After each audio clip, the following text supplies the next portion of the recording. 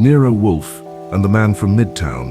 It was a Monday night in late October when the man from Midtown arrived at our door, and with him came the rain, not the gentle autumn mist that makes poets wistful, but the savage kind that turns Manhattan streets into rivers and sends taxi drivers cursing into their steering wheels. I was in the office doing what I do most Monday evenings, catching up on correspondence, filing reports that Wolfe would never read, and contemplating whether Fritz's apple tart would survive until breakfast. The brownstone was quiet, except for the rhythmic patter of rain against bulletproof glass and the soft padding of paws on carpet. The 5 Dobermans had established their evening positions with the precision of Swiss clockwork. Caesar, the alpha and largest of the pack, lay near Wolfe's desk chair, his massive head resting on paws that could probably crack walnuts. Mars, all muscle and purpose, had stationed himself by the office door, his preferred post, where he could monitor both the hallway and our movements. Apollo, the most alert of the quintet, sat by the front window, his ears rotating like radar dishes at every sound.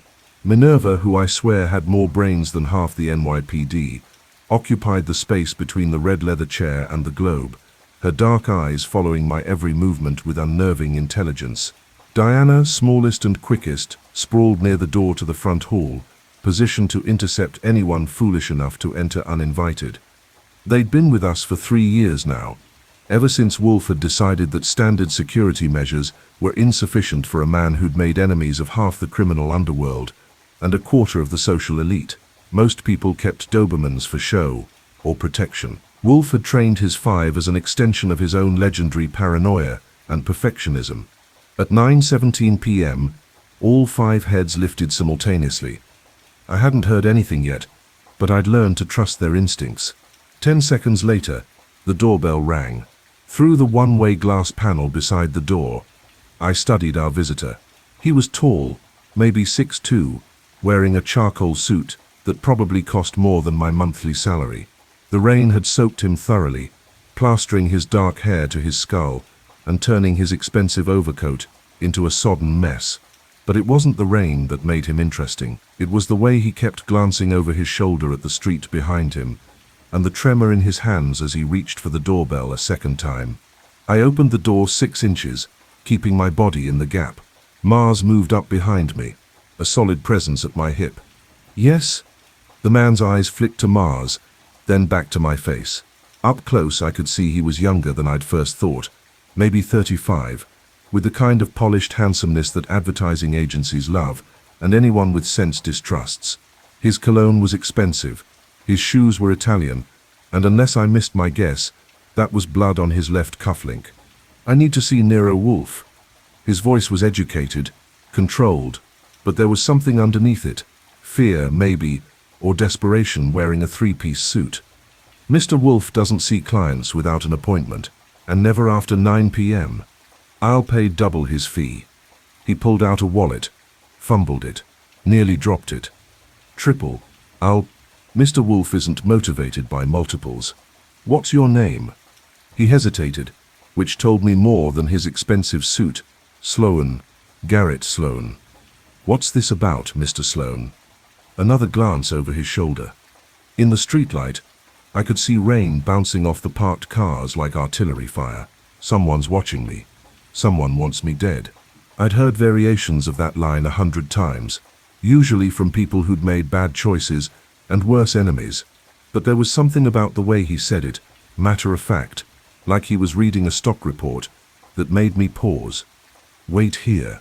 I closed the door and walked back to the office, Mars shadowing my steps. Wolfe was in his oversized chair behind his desk, 1/7 of a ton of genius wrapped in a yellow shirt and brown slacks, reading what looked like a treatise on Turkish orchid cultivation. He didn't look up. There's a man at the door who thinks someone wants to kill him. A common condition in Manhattan. Wolfe turned a page. Send him away. He's got blood on his cufflink and money in his wallet. Also common, though rarely in combination. Still, no. He keeps looking over his shoulder like he expects a sniper. Then he should invest in a better overcoat. Good evening, Archie. I stood there for a moment, watching Caesar watch Wolfe. Both of them models of stubborn immobility. Then I heard it.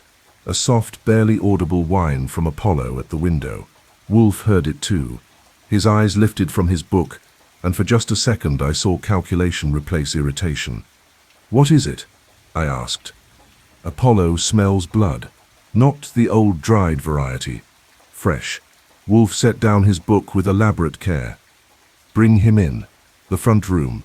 And Archie, keep Mars with you."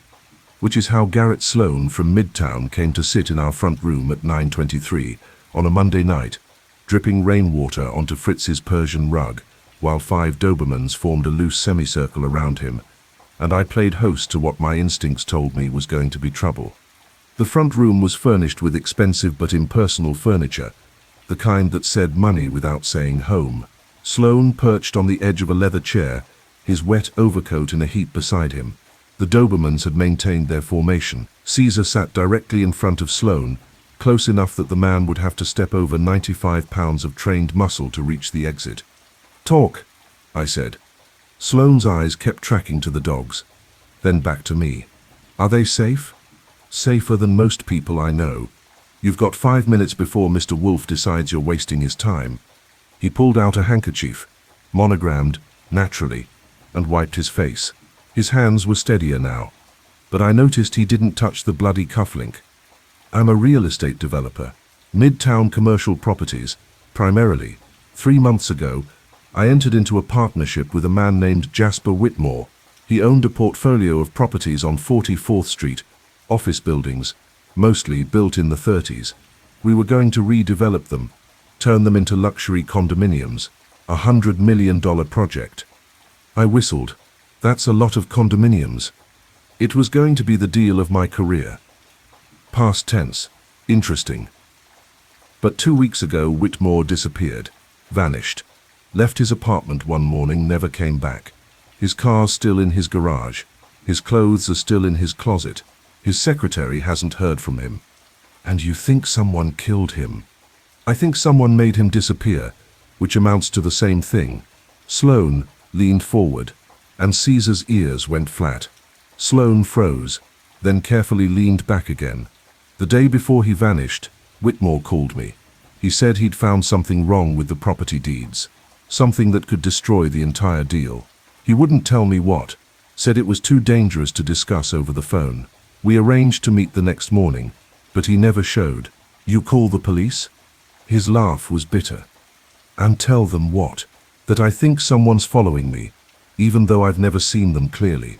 That my business partner disappeared, and I'm worried I'm next. The police think Whitmore ran off with embezzled funds." He reached into his jacket pocket, slowly watching Caesar, and pulled out a business card. It was high-quality stock, cream-colored, with a single line of text printed in elegant script: "Some houses should never be built." On the reverse side was a single handwritten word: Midtown. "This arrived at my office this afternoon." He pulled at his cufflink, the bloody one, and worked it free, along with this. He handed it to me. Silver, expensive, engraved with initials JW, and stained with fresh blood. "The cufflink belongs to Jasper Whitmore. I gave him the set for his birthday last year." I held it up to the light. Behind me, Mars made a low sound in his throat. "Why bring this to Nero Wolfe?" "Because this afternoon, I found orchid pollen on my desk." Sloan's voice dropped. "I don't have any plants in my office. I had it analyzed. Phalaenopsis schilleriana, Schiller's butterfly orchid. According to my botanist friend, there are perhaps a dozen specimens in private collections in New York. And one of them is in Nero Wolfe's greenhouse." "Yes." Sloan stood up, and Caesar rose with him. "Someone who has access to your employer's greenhouse has been in my office. Someone who knew I'd be desperate enough to come here. Someone who's playing a game I don't understand." He pulled out his wallet, extracted a check already made out. "I'm prepared to pay Mr. Wolfe $10,000 to investigate Whitmore's disappearance and find out who's threatening me." I looked at the check, then at Sloan's face. "Wait here." Wolfe was still behind his desk. I laid the cufflink and business card on his blotter, then placed the check on top. "His name is Garrett Sloan, real estate developer whose business partner vanished 2 weeks ago. Someone sent him that card and cufflink yesterday. The blood is fresh. The cufflink belonged to the missing partner. And the orchid pollen, Phalaenopsis siluriana, found on his desk this afternoon. Wolfe picked up the check, glanced at it, set it down. An excellent question. One that interests me considerably more than Mr. Sloane's real estate problems. So we take the case? We investigate the orchid pollen. If that happens to solve Mr. Sloane's mystery, we'll accept his money. Wolfe reached for his beer. Bring him in. I brought Sloan into the office, Mars and Caesar trailing behind us like an honor guard. Wolfe was still behind his desk, his hands folded across his middle seventh, his eyes fixed on the empty air above Sloane's head. It was a pose I knew well, the one that said he was already thinking 3 moves ahead of everyone else in the room. Sloan sat in the red leather chair. Caesar and Mars took up positions on either side of him, close enough to be intimidating, far enough to be polite. Wolfe's eyes moved to his visitor's face with the deliberation of a jeweler examining a questionable diamond. Mr. Sloan, you were followed here tonight. It wasn't a question, but Sloan reacted like I'd struck him. What? How do you know?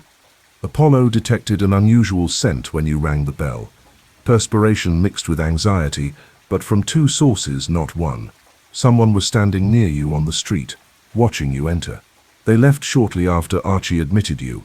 Wolfe's voice was as flat as a mortuary slab. Tell me about the properties on 44th Street. Sloan blinked at the change of subject. I don't see how... Indulge me? 5 buildings, built between 1932 and 1938. Art Deco architecture, mostly offices and retail on the ground floors, apartments above. The properties were held by the Whitmore Family Trust for 80 years. Jasper inherited them from his father. And you wish to destroy them.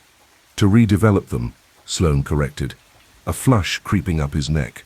They're beautiful buildings, but they're not economically viable in today's market. We were going to preserve the facades, gut the interiors, and create luxury living spaces. Profitable, Wolfe finished. What did Mr. Whitmore discover about the deeds? I don't know. He wouldn't tell me. Then speculate.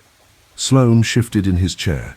Caesar's eyes tracked the movement like a mathematician calculating trajectories. There were rumors about the original properties. This was during the Depression, you understand. The Whitmore family made their fortune buying up distressed properties. Some people said the sales weren't entirely voluntary. You mean the properties were stolen? I mean the original owners may have been pressured into selling for far less than fair market value, but that was 90 years ago. Any legal challenges would have expired decades ago. Unless, Wolfe said softly, the deeds themselves were fraudulent. Sloan went very still. Outside, the rain hammered against the bulletproof windows with renewed fury. That would make our development rights worthless, and it would mean someone else has legitimate claim to properties now worth $100 million. Precisely. Wolfe picked up the cufflink, held it to the light. Mr. Sloan, I will ask you a question, and I require an honest answer. Have you been inside this brownstone before today? What?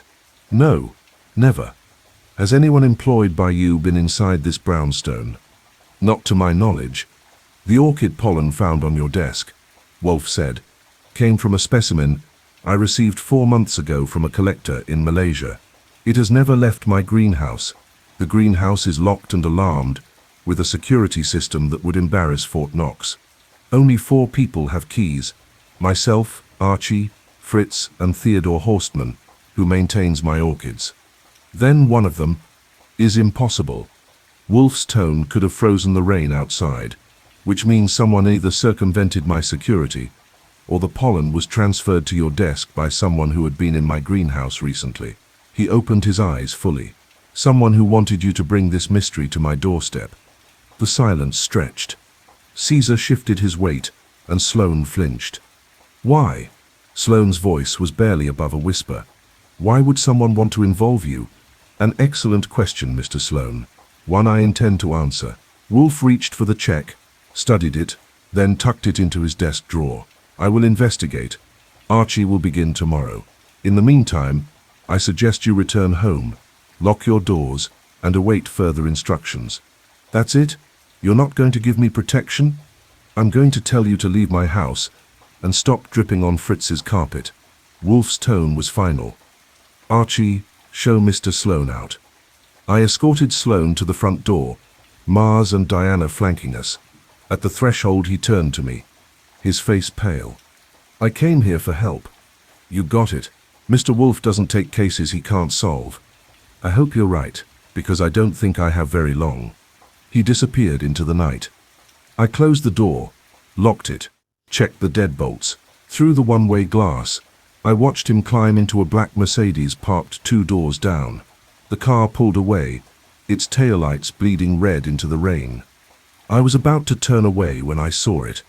A flicker of movement across the street, a shadow detaching from other shadows.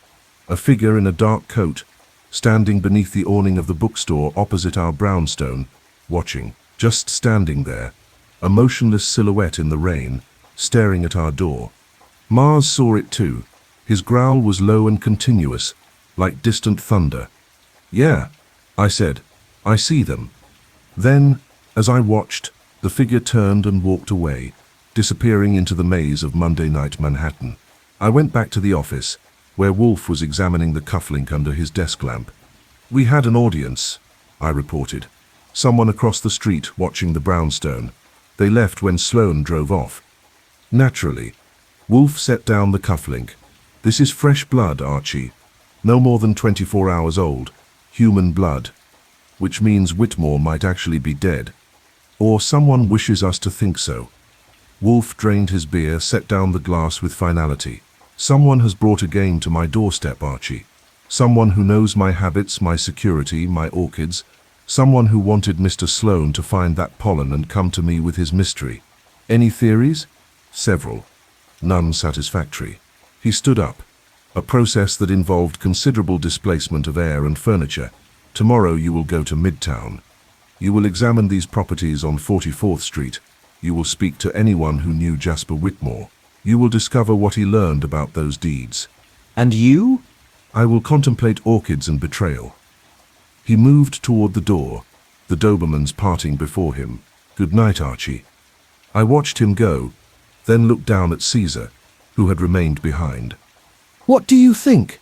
I asked him. Is someone playing games with us? Caesar's dark eyes held mine for a moment. Then he turned and followed Wolfe upstairs, which was answer enough.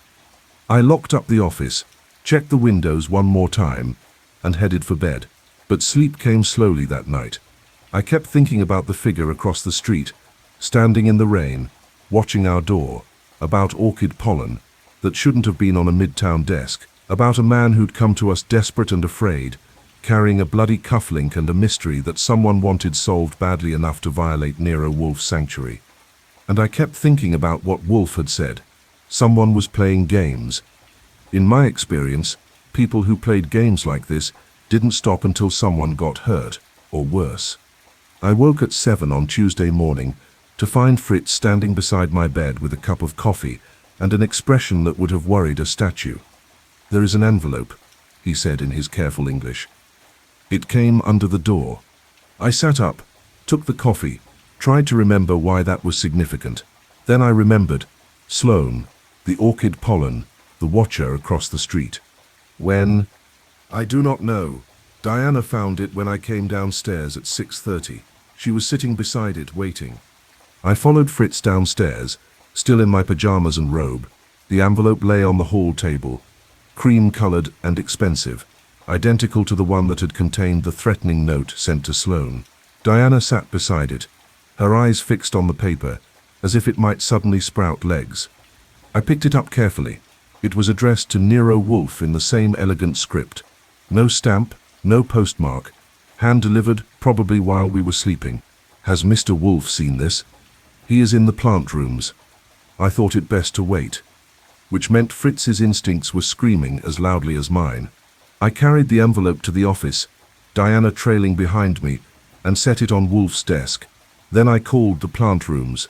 Theodore Horseman answered on the 3rd ring, his voice irritable. What is it, Archie? Tell Mr. Wolfe there's a hand-delivered envelope on his desk. Tell him it matches the one sent to our client yesterday. Tell him he might want to see it before he starts pruning. A pause. He's coming down. Wolfe appeared 5 minutes later, dressed in his morning costume of yellow shirt and comfortable pants, his face set in the expression that meant someone had interrupted his orchids and would pay for it. Caesar and Mars accompanied him, having apparently decided that mysterious envelopes warranted their attention. "Open it," Wolfe said, settling into his chair with the grace of a collapsing building. I used his letter opener and slit the envelope carefully.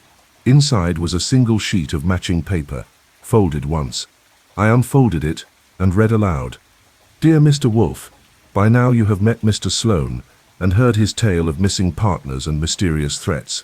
You have seen the orchid pollen and wondered how it came to be on his desk. You have accepted his case because your curiosity, that magnificent engine that drives your intellect, cannot resist a puzzle that involves your own greenhouse." I paused, looked at Wolfe. His face had gone very still.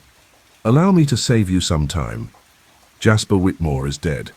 He was killed 72 hours ago, and his body will not be found unless you wish it to be. The cufflink's blood is his. The properties on 44th Street hide a secret that has been buried for 90 years, and someone has decided that secret should remain buried at any cost. But you are not investigating a murder, Mr. Wolfe. You are investigating a test. Someone wishes to measure your abilities against their own. Someone who has studied you, learned your methods, anticipated your moves. Someone who has been inside your greenhouse, who knows your security systems, who understands how you think. The game has 3 moves remaining. The first was bringing Mr. Sloan to your door. The second is this letter. The third, well, that depends on how clever you truly are. I look forward to our final meeting. With admiration, a student of your methods." I set the letter down. Outside, the morning sun was breaking through last night's storm clouds, sending shafts of light through the office windows. Inside, the temperature seemed to have dropped 20 degrees. "Archie," Wolfe said quietly, "call Saul Panzer. Have him go to Mr. Sloan's residence immediately and ensure he is alive and well. Then call Inspector Kramer. And tell him what? That we have information relevant to a murder investigation, that Jasper Whitmore was killed approximately 72 hours ago, that we expect his body will not be easily found." Wolfe picked up the letter again, his expression grim, and that someone is playing games with the New York Police Department. I made the calls. Saul Panzer answered on the second ring and agreed to check on Sloan within the hour. Inspector Kramer, when I finally got through to him, was less accommodating. "Let me get this straight, Goodwin. Wolfe takes a case last night, and this morning he's reporting a murder that happened 3 days ago, of a man whose body hasn't been found, based on an anonymous letter. That's about the size of it. Tell Wolfe I'll be there in 20 minutes, and tell him he'd better have a damn good explanation." I hung up and reported to Wolfe, who had positioned himself behind his desk like a general preparing for siege. The 5 Dobermans had arranged themselves around the office in defensive positions. "Kramer's coming," I said, with his sunny disposition. "Excellent. While we wait, call Theodore. I want the greenhouse security logs for the past 4 months. Every entry, every exit." I made the call. Theodore sounded offended at the suggestion that his security might have been compromised, but he agreed to check immediately. Saul Panzer called back 15 minutes later. "Sloan's alive, badly shaken. He says someone tried to break into his apartment last night around 2 a.m. Building security scared them off. Tell him to stay in his apartment until we contact him again. And Saul, stay with him. Already planning on it. This smells bad, Archie. You don't know the half of it." Inspector Kramer arrived at 9:30 sharp, accompanied by Sergeant Pearlie Stebbins and a mood that made thunderclouds look cheerful. He stopped in the office doorway when he saw the Dobermans, his hand automatically moving toward his hip before he remembered where he was. "Jesus Christ. Wolfe, when did you start running a kennel? They provide security and companionship, neither of which the New York Police Department has proven capable of supplying." Wolfe gestured to the red leather chair. "Sit down, Inspector. We have much to discuss." Kramer sat, eyeing Caesar warily. Stebbins remained standing by the door, his notebook out, his face set in its usual expression of aggressive competence. Mars watched him with the intensity of a predator calculating strike distances. "All right, Wolfe. Talk." Wolfe slid the anonymous letter across his desk. "Read this first." Kramer read, his face growing redder with each line.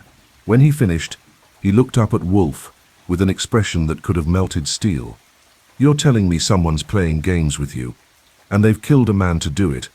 I'm telling you that Jasper Whitmore is dead, that his murder is connected to a real estate development deal involving properties on 44th Street, and that someone has gone to considerable lengths to involve me in the investigation." Wolfe leaned back. "The letter is accurate. Someone has been inside my greenhouse. How they accomplished this, I do not yet know. And you have no idea who sent this?" "None." "What about Sloan? Could he be playing you?" "Mr. Sloan is terrified, Inspector. His fear last night was genuine. Unless he is an actor of unprecedented skill, he is as much a victim in this game as Mr. Whitmore." Kramer stood up, began pacing. Caesar's eyes followed him. "All right, let's say I believe you. That means I need to find a body, establish cause of death, identify suspects, and solve a murder, all while some lunatic plays chess with the great Nero Wolfe. I suggest we pool our resources, Inspector. You wish to solve a murder. I wish to identify who has violated my security and threatened my client. Our goals are complementary. Cooperate." Kramer muttered. "What's your angle, Wolfe?" "My angle is that someone has made this personal. They have been inside my home.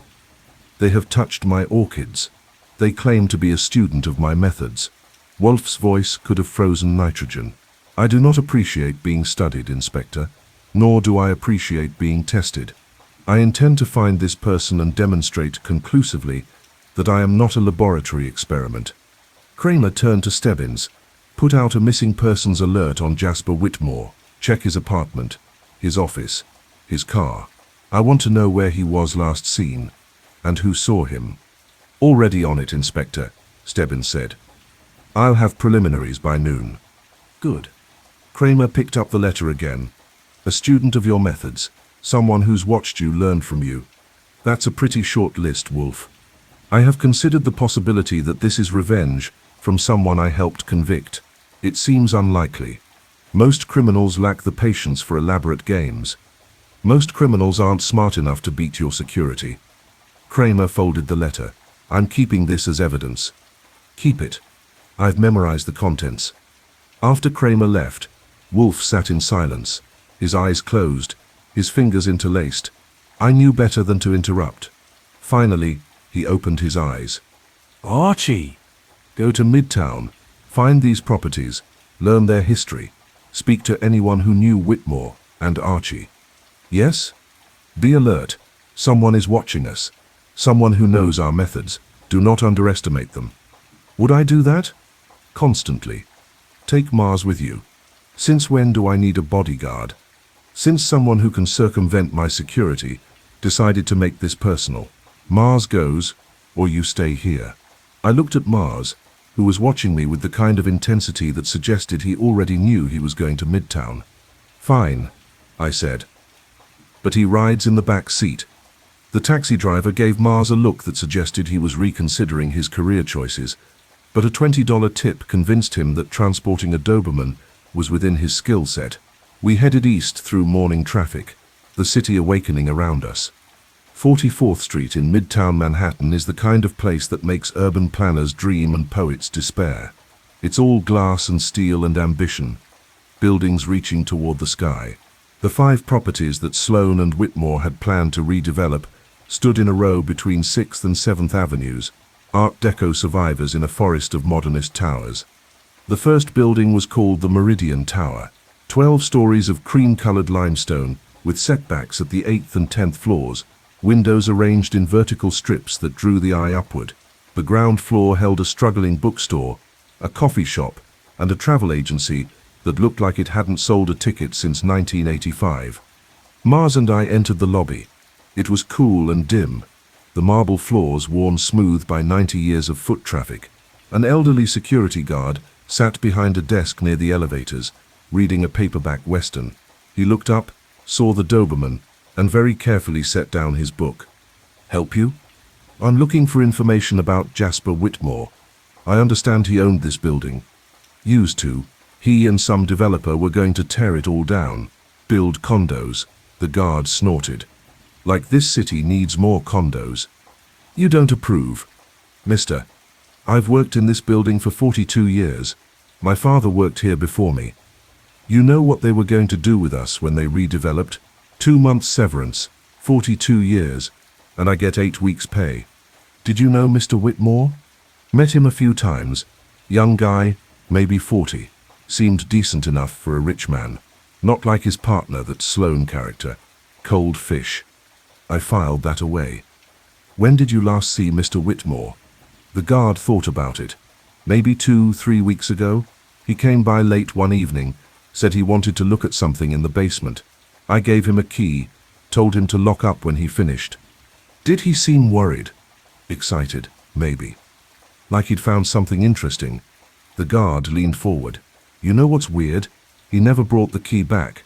I had to get maintenance to rekey the basement door." "What's in the basement?" "Storage, mostly. Old records, furniture.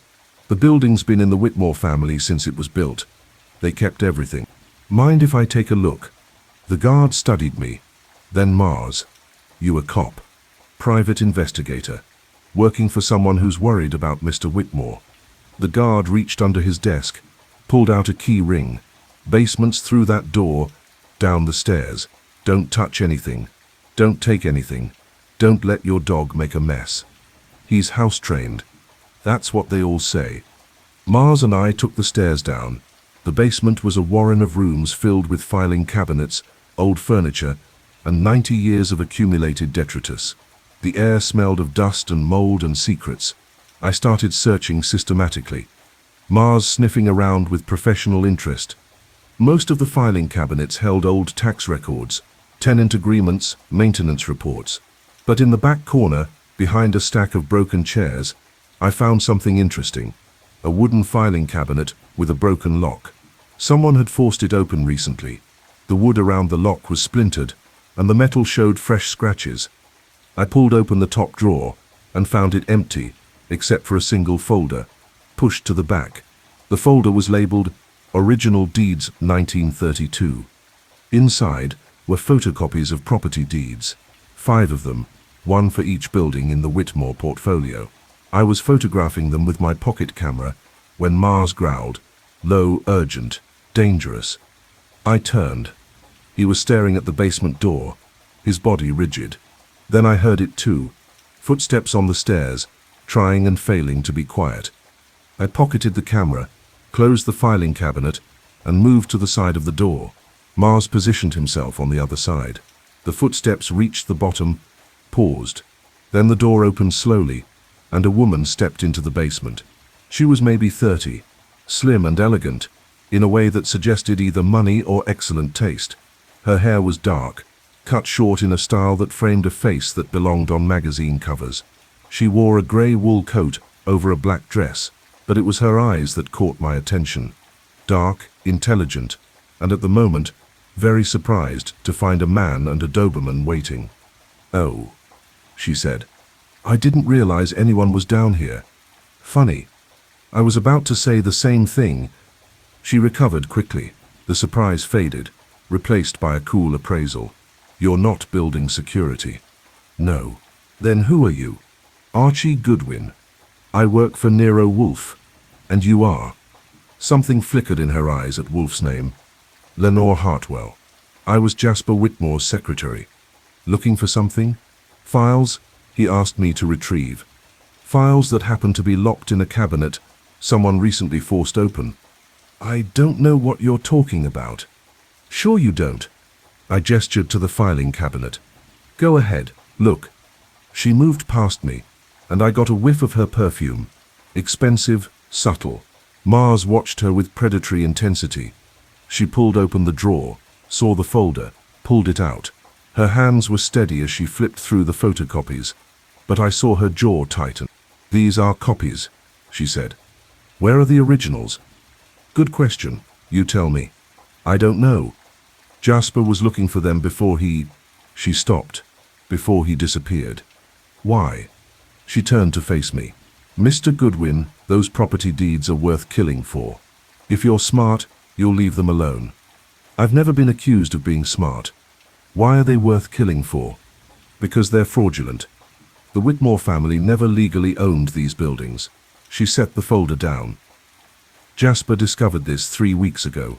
He was trying to verify it when he disappeared. What makes you think he's dead? Because Jasper was careful. He was smart, and he was terrified. Her voice cracked slightly. We were engaged, Mr. Goodwin. We were going to be married next spring. Which changed everything. A missing business partner was one thing. A missing fiancé was another. I'm sorry, I said, and meant it. Don't be sorry. Help me find who killed him. Lenor Hartwell and I emerged from the basement into the lobby, Mars between us like a chaperone with teeth. The security guard watched us with the expression of someone who'd seen his share of oddities, but still found humans endlessly surprising. Find what you were looking for, he asked. More questions than answers, I said, which is about par for the course. Outside, the morning sun had burned away the last of the storm clouds, leaving Manhattan scrubbed clean and gleaming. Lenor stopped on the sidewalk, pulled out a cigarette case, silver, expensive, and lit up with the practiced ease of someone who'd been smoking since cigarettes were considered healthy. Where to now, Mr. Goodwin? Somewhere we can talk without an audience. You know a place? She considered, exhaling smoke into the autumn air. There's a cafe 2 blocks west. Quiet, good coffee. And they don't mind if you bring a dog. The cafe was called the Edison, which seemed appropriate, given the neighborhood. It occupied the ground floor of another Art Deco building, all chrome fixtures and geometric patterns, with booth seating that screamed 1935. We took a corner booth, Mars settling under the table like he'd been doing it all his life. A waitress appeared, young, efficient, carrying the kind of world wariness that came from serving coffee to Midtown office workers. We ordered coffee and Danish, and she disappeared without comment about the Doberman at our feet. All right, I said once we were alone. Start at the beginning. How did Jasper Whitmore discover the deeds were fraudulent? Lenor wrapped her hands around her coffee cup, as if drawing warmth from it. Jasper was meticulous. Before finalizing the development deal with Sloan, he wanted to verify that all the legal documentation was in order. He'd heard rumors over the years about his grandfather's business practices during the Depression, but he'd never investigated them. His father had always dismissed the stories as jealous gossip. But Jasper didn't. Jasper believed in doing things right, so 3 months ago, he hired a legal research firm to examine the original property transfers.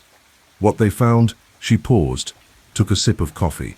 The 5 buildings were owned by a consortium of Jewish immigrant families. 5 families who pooled their resources in 1928 to buy commercial property in Midtown. The Goldstein family, the Levinsons, the Kahns, the Rosenthals, and the Weissmans.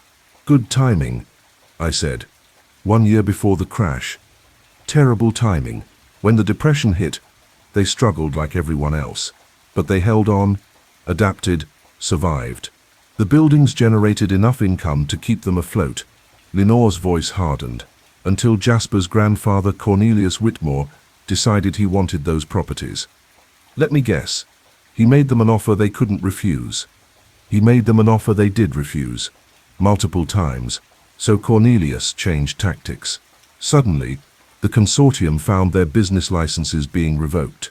Their tenant companies were being pressured to move out. Banks that had extended them credit were calling in loans. City inspectors were finding violations that required expensive repairs. Classic squeeze play. It gets worse. In early 1932, 3 of the 5 family patriarchs died within 2 months of each other. One was ruled a suicide, one was a heart attack, one was a tragic accident involving a subway train. I felt something cold settle in my stomach. That's a lot of tragedy in a short time. The remaining 2 families sold their shares to Cornelius Whitmore for a fraction of their value. They had no choice. They were being systematically destroyed. But here's the thing. The legal research firm couldn't find any record of those sales in the official property records. Meaning, meaning the deeds currently on file showing Whitmore ownership are forgeries. The real deeds, the ones showing the original consortium ownership, disappeared sometime in 1932. Cornelius Whitmore simply replaced them with fraudulent documents and bribed the right officials to look the other way. The waitress returned with our food. I waited until she'd left before continuing. If the deeds are fraudulent, then the current Whitmore family doesn't legally own the buildings, which means the surviving descendants of those 5 families have legitimate claim to properties now worth $100 million. Lenor broke off a piece of Danish, but didn't eat it. Jasper spent 2 weeks trying to verify this. He contacted genealogists, historians, legal experts. He even tried to track down descendants of the original families. Did he find any? He found 3. 2 wanted nothing to do with it. They'd rebuilt their lives, moved on, and didn't want to open old wounds. But the third, she paused. The third was very interested indeed. Who? A man named Benjamin Kahn, grandson of Isaac Kahn, one of the original consortium members who died in that tragic accident. Benjamin is in his 70s now, lives in Queens, and has spent most of his adult life researching what happened to his grandfather. And Jasper contacted him. 3 weeks ago, they met twice. The second meeting was the day before Jasper disappeared. Lenor finally ate the piece of Danish, chewing mechanically. After Jasper vanished, I tried to contact Benjamin. His phone's been disconnected. His neighbors say they haven't seen him in over a week. Under the table, Mars shifted position. I felt his warm bulk against my leg, a reminder that we weren't alone in this investigation. You think something happened to Benjamin Kahn? I think anyone who knows the truth about those properties is in danger. Lenor met my eyes, including you and Mr. Wolfe. Mr. Wolfe can take care of himself. He has 5 Dobermans and enough paranoia to supply a small nation. And you? I have Mars, and a stubborn refusal to let anyone scare me off a case. I finished my coffee. Do you have Benjamin Kahn's address? She pulled out a small notebook, wrote down an address in Queens. His apartment is on the 3rd floor. Be careful, Mr. Goodwin. Whoever killed Jasper won't hesitate to kill again. Any theories on who that might be? 3 possibilities. 1, Garrett Sloan discovered the truth and killed Jasper to protect the development deal. 2, someone connected to the current Whitmore estate killed Jasper to prevent the fraud from coming to light. 3, a descendant of one of the original families decided to take matters into their own hands. What about possibility 4? Someone unconnected to all of this but interested in $100 million properties. There's always possibility 4. She stubbed out her cigarette. But whoever it is, they're smart. They haven't left any obvious evidence. They've made this look like a missing person case, not a murder. And they've somehow involved Nero Wolfe, which suggests they're either very confident or very desperate. Or very interested in testing themselves against Wolfe, I thought, remembering the anonymous letter. But I didn't say that aloud.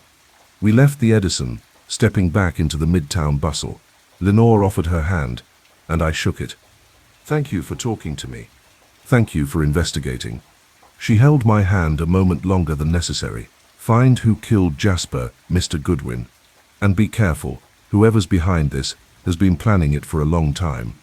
I watched her walk away, disappearing into the crowd of suits and ambition that was Midtown at mid-morning. Then I looked down at Mars. What do you think? Should we pay a visit to Queens? Mars's tail moved once. Not quite a wag. More like a punctuation mark. I'll take that as a yes. The taxi ride to Queens gave me time to think, which is sometimes dangerous but often necessary. Mars sat in the back seat beside me, watching the city slide past the windows with the attention of a general surveying territory. Benjamin Kahn's address was in Forest Hills, a neighborhood that had seen better days but still maintained a certain dignity. The apartment building was 6 stories of yellow brick, built in the 40s, with the kind of solid construction that suggested it would outlast its more fashionable neighbors. The lobby was clean but shabby, the kind of place where the super did his best, with limited resources. A row of mailboxes lined one wall, and I checked them until I found B. Kahn, 3C. The mailbox was stuffed full, envelopes visible through the small window. Not a good sign. There was no elevator, So Mars and I climbed 3 flights of stairs, our footsteps echoing in the stairwell. The 3rd floor hallway was narrow and dimly lit, with doors on either side painted institutional green. 3C was at the far end. I knocked. No answer. Knocked again. Louder. Still nothing. Mars sniffed at the gap under the door, then looked up at me with an expression that conveyed more than most people's dissertations. "That bad?" I asked quietly. His low whine was answer enough. I tried the doorknob, locked, naturally. I looked up and down the hallway, saw no one, and pulled out my lockpick set. Wolfe didn't approve of breaking and entering, but he also didn't approve of letting potential witnesses disappear without investigation. Sometimes you had to choose which principle to violate. The lock was old, simple, the kind that had been protecting New York apartments since Truman was president. It took me maybe 30 seconds. I pushed the door open slowly, Mars tense beside me. The smell hit me immediately, not decomposition, thank God, but the unmistakable odor of a place that had been searched, thoroughly, methodically, and without concern for leaving it tidy. The apartment was a 1-bedroom, modestly furnished, with books everywhere, and I mean everywhere, on shelves, stacked on tables, piled on the floor, lined up along the windowsills. It looked like a library had exploded and reformed itself in Benjamin Kahn's living room. But someone had torn through it like a tornado through a paper mill. Books lay scattered across the floor, pages ripped out, bindings broken, filing cabinets had been emptied, their contents strewn about. Drawers hung open, cushions had been slashed, even the carpet had been pulled up in places. Mars moved through the apartment carefully, nose working. I followed, stepping over the debris, looking for anything that might tell me what had happened to Benjamin Kahn. The bedroom was worse. The mattress had been cut open, stuffing pulled out. Clothes from the closet lay in heaps. Even the air vent had been unscrewed and searched. Whatever someone had been looking for, they'd been desperate to find it. In the kitchenette, I found something interesting. A calendar on the wall, the kind with big squares for writing notes. Most of the squares were empty, but 2 weeks ago on a Friday, someone had written in neat, careful handwriting, "Meeting with JW 3 p.m. Midtown. JW Jasper Whitmore." And the day before that, another note, "Call Nero Wolfe." I felt the hair on the back of my neck stand up. Benjamin Kahn had been thinking about contacting Wolfe before he met with Jasper Whitmore, before everything went wrong. I pulled out my camera and photographed the calendar. Then I searched more carefully, looking for anything the previous searchers might have missed. It took me 20 minutes, but I finally found it taped to the back of a framed photograph of an elderly man in Depression-era clothing, a single key. It was small, brass, old-fashioned, the kind that opened safety deposit boxes. I pocketed the key, then examined the photograph more carefully. The elderly man stood in front of one of the 44th Street buildings. I recognized the distinctive Art Deco entrance of the Meridian Tower. He was smiling, proud, his hand resting on the doorframe as if welcoming the camera into his kingdom. On the back of the photograph, in faded ink, Isaac Kahn, 1930, in front of our building. Our building! Before Cornelius Whitmore stole it. I was about to leave when Mars growled. Not at the apartment, but at the hallway beyond. I moved quickly to the door, pressed my ear against it, listened. Footsteps in the stairwell, slow, deliberate, trying to be quiet, coming up. I grabbed Mars's collar, pulled him into the bedroom, and we waited behind the partially open door. Through the crack, I could see the apartment entrance. The footsteps reached the 3rd floor, paused. Then they continued down the hallway toward 3C. A figure appeared in the doorway, male, medium height, wearing a dark coat and a hat pulled low. He stopped when he saw the apartment's condition, his body language radiating alertness and caution. Then he stepped inside, moving carefully through the wreckage. He was looking for something, just like whoever had searched the place before him, just like me. I waited until he was fully inside, his back to us, bent over the pile of scattered books. Then I stepped out of the bedroom, Mars beside me. Looking for something, he spun around, fast, his hand diving into his coat. But Mars was faster. The Doberman moved forward with a low, continuous growl that suggested extremely negative consequences for anyone who pulled a weapon. The man froze, his hand still inside his coat, his eyes calculating odds he didn't like. "Easy," I said. "Nice and slow. Take your hand out of your coat. Empty." He did, moving with careful precision. His face was harder to read. Mid-40s, weathered, with the kind of scars that suggested his life had included violence as a regular feature. His eyes were intelligent and very, very careful. "Who are you?" he asked. His voice had an accent I couldn't quite place, Eastern European maybe, softened by decades in America. I asked first, but since we're both trespassing, I'll extend professional courtesy. "Archie Goodwin. I work for Nero Wolfe." Something shifted in his expression. Not quite relief, but close. "Nero Wolfe. Good. I was hoping," he paused, seemed to reconsider his words. "My name is David Rosenstein. My grandmother was Rachel Goldstein, one of the original property owners. I'm looking for my great-uncle, Benjamin Kahn." "You're related to Benjamin?" "Distantly. Our families stayed in touch after everything that happened in 1932. When Benjamin stopped answering his phone last week, I got worried." "You have a key to his apartment?" "No. I was going to knock, but I saw the door was open, so He gestured at the chaos. "Someone got here first." "Someone got here second," I corrected. "I was first. The apartment was already searched when I arrived." David looked around the room, his jaw tightening. "They're looking for the evidence, the proof that the deeds were forged." "You know about that?" "Benjamin has been researching it for 40 years.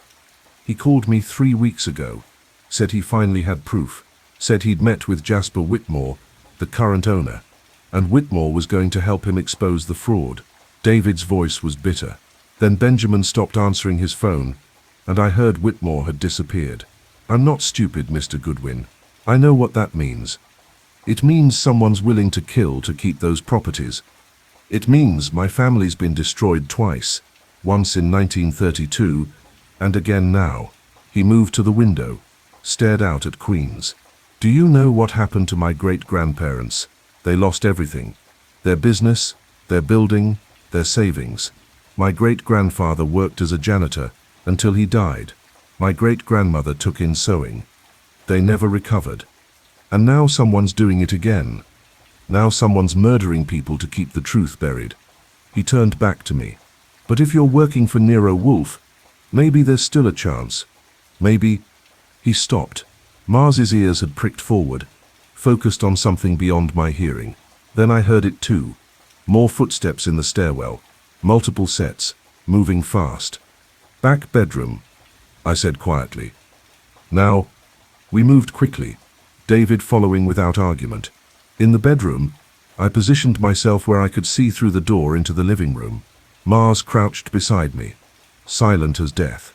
David pressed himself against the wall, his face pale. 3 men entered the apartment. They moved with military precision, fanning out to cover the space. They wore dark suits and professional expressions, and I made them as either cops or very good private security.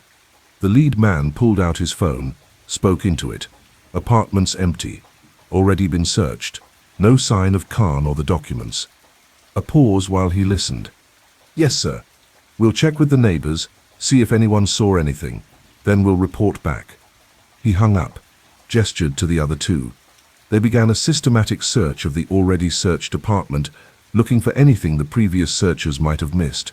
I held my breath, hoping they wouldn't think to check the bedroom more carefully.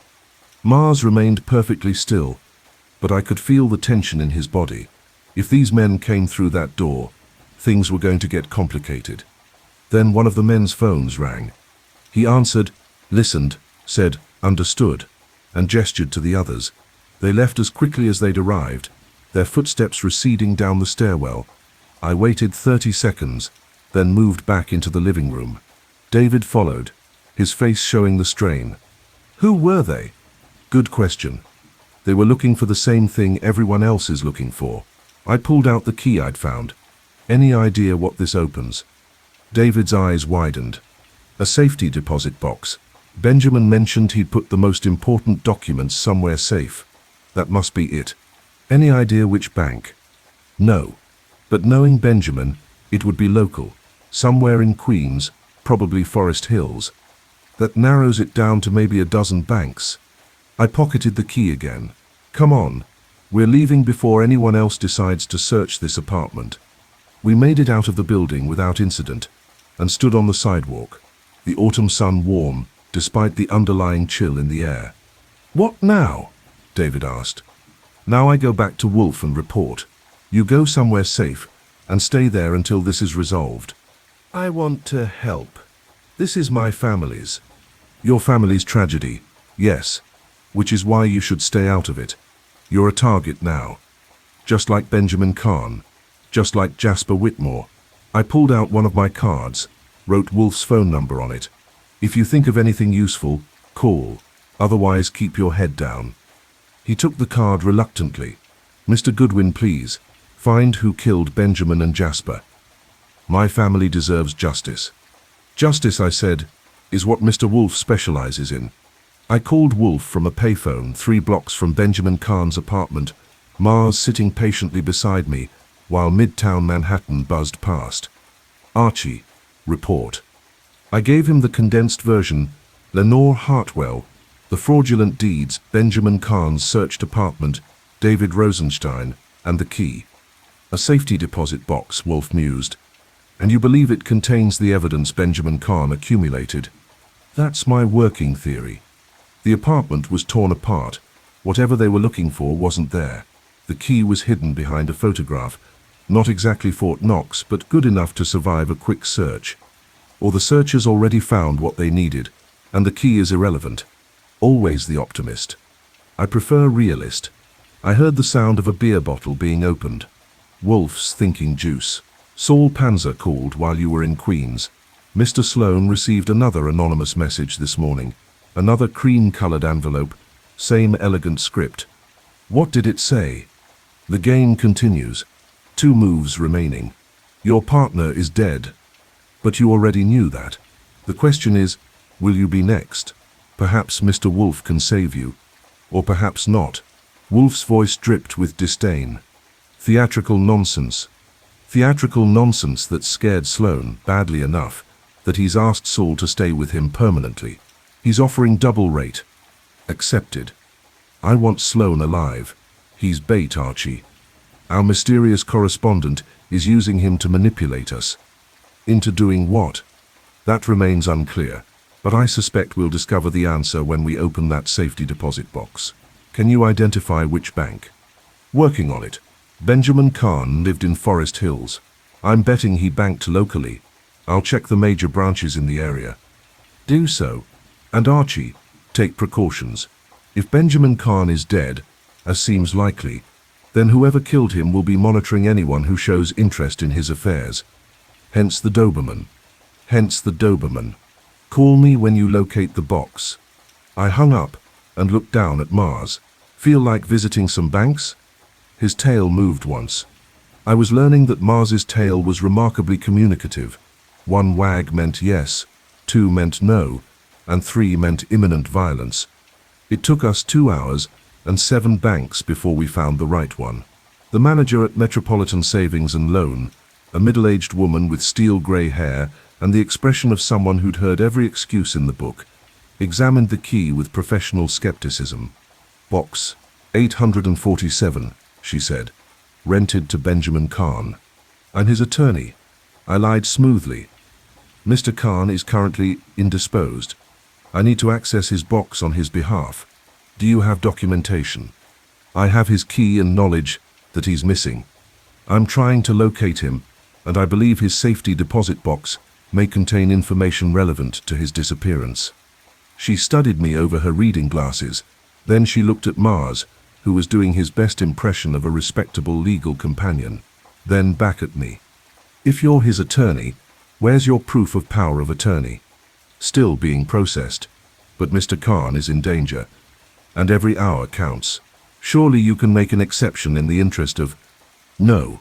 But, sir, I appreciate your concern for Mr. Kahn, but without proper documentation, I cannot allow you to access his safety deposit box.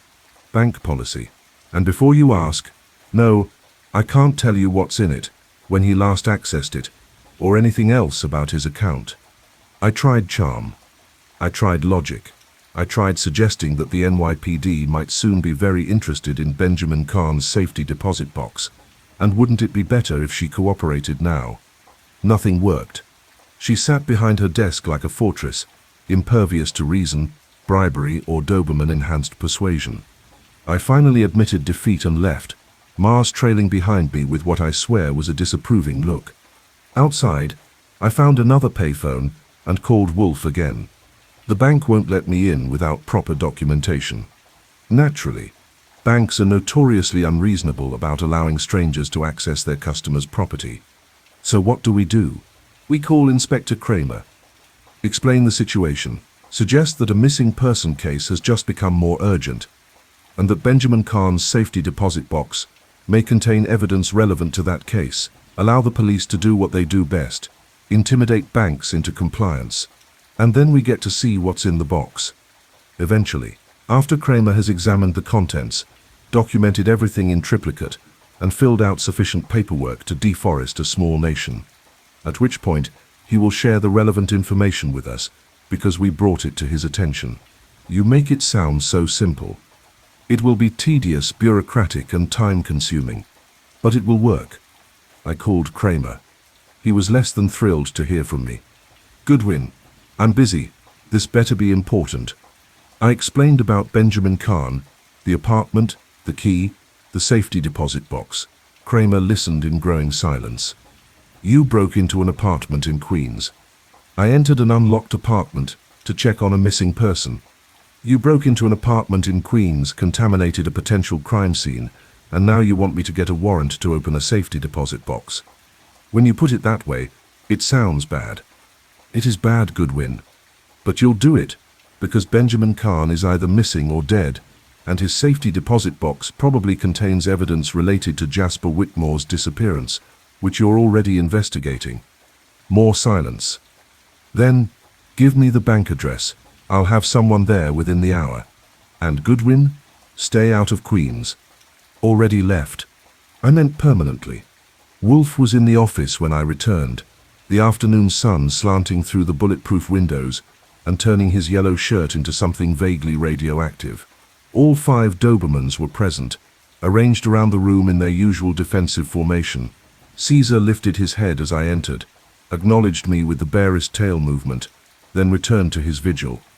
Mars performed admirably, I reported, releasing the Doberman from his leash. He immediately went to the water bowl. Fritz had thoughtfully placed near the door, drank deeply, then joined Caesar near Wolfe's desk. Did he bite anyone? He was the soul of restraint, threatened several people with his eyes, but kept his teeth to himself. Exemplary. Wolfe set down his book, something about Byzantine mosaics, which seemed oddly appropriate, given how many pieces this case was breaking into. Kramer called. He's obtained a warrant and is at the bank now. He'll send over copies of whatever's in the box. Generous of him. He wants something in return. Specifically, he wants to know why someone with access to my greenhouse has involved themselves in a real estate fraud case from 1932. Do we know why? We know the who must have access to orchid pollen from my collection. The why remains frustratingly opaque. Wolfe's hands moved to his desk, fingers interlacing in a pattern that suggested deep thought. Consider someone orchestrates Jasper Whitmore's murder. Someone places orchid pollen on Garrett Sloan's desk to ensure he comes to me. Someone sends theatrical letters, claiming to be a student of my methods. Why? To test themselves against you? Possibly. Or to manipulate me into solving something they cannot solve themselves. Or to ensure that when the truth emerges, I am the one who reveals it, lending my reputation to their cause. That's devious. That's methodical. And it suggests our mysterious correspondent has a personal stake in this case beyond simple intellectual exercise. The doorbell rang. Fritz appeared from the kitchen to answer it, and moments later, Inspector Kramer strode into the office, carrying a manila envelope and an expression that suggested his day had been as frustrating as mine. He dropped the envelope on Wolfe's desk. Box 847. Contents included. You're welcome. I haven't thanked you yet. I'm being proactive. Kramer dropped into the red leather chair, ignoring Minerva's disapproving look. Benjamin Kahn is dead, by the way. Body was found this morning in the East River. Been there about a week. Single gunshot to the head. Execution style. The room temperature seemed to drop. Wolfe's face showed nothing, but his fingers tightened fractionally on his desk. And Jasper Whitmore. Still missing, but given what we found in that safety deposit box, I'm betting he's dead too. Kramer gestured at the envelope. Open it. Wolfe pulled out the contents, photocopies of documents, all carefully preserved in plastic sleeves. I moved to look over his shoulder.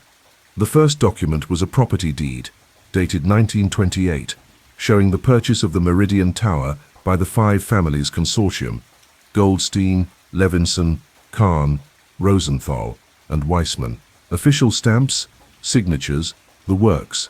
The second document was another property deed for the same building, dated 1932, showing sale to Cornelius Whitmore. But this one was different. Someone, presumably Benjamin Kahn, had marked it up with notes in red ink, pointing out inconsistencies in the signatures, irregularities in the stamps, suspicious timing of the notarization. The third document was a letter, written on law firm stationery from 1932. Dear Mr. Whitmore, as requested, we have prepared the necessary documentation to reflect your ownership of the properties in question. The original deeds have been removed from the public record and destroyed. The replacement deeds will be filed within the week. Our fee of $10,000 has been received. We consider this matter closed. Jesus, I breathed. There's more, Kramer said grimly. The next documents were police reports from 1932. Isaac Kahn, tragic accident involving subway. Jacob Rosenthal, suicide by hanging. Samuel Weissman, heart attack. All within 2 months. All ruled accidental or natural causes. But Benjamin Kahn had attached notes to each report, pointing out suspicious details. Isaac Kahn's accident occurred after he'd been drinking, despite being a lifelong teetotaler. Jacob Rosenthal's suicide showed defensive wounds on his hands. Samuel Weissman's heart attack occurred shortly after he'd been to his doctor and received a clean bill of health.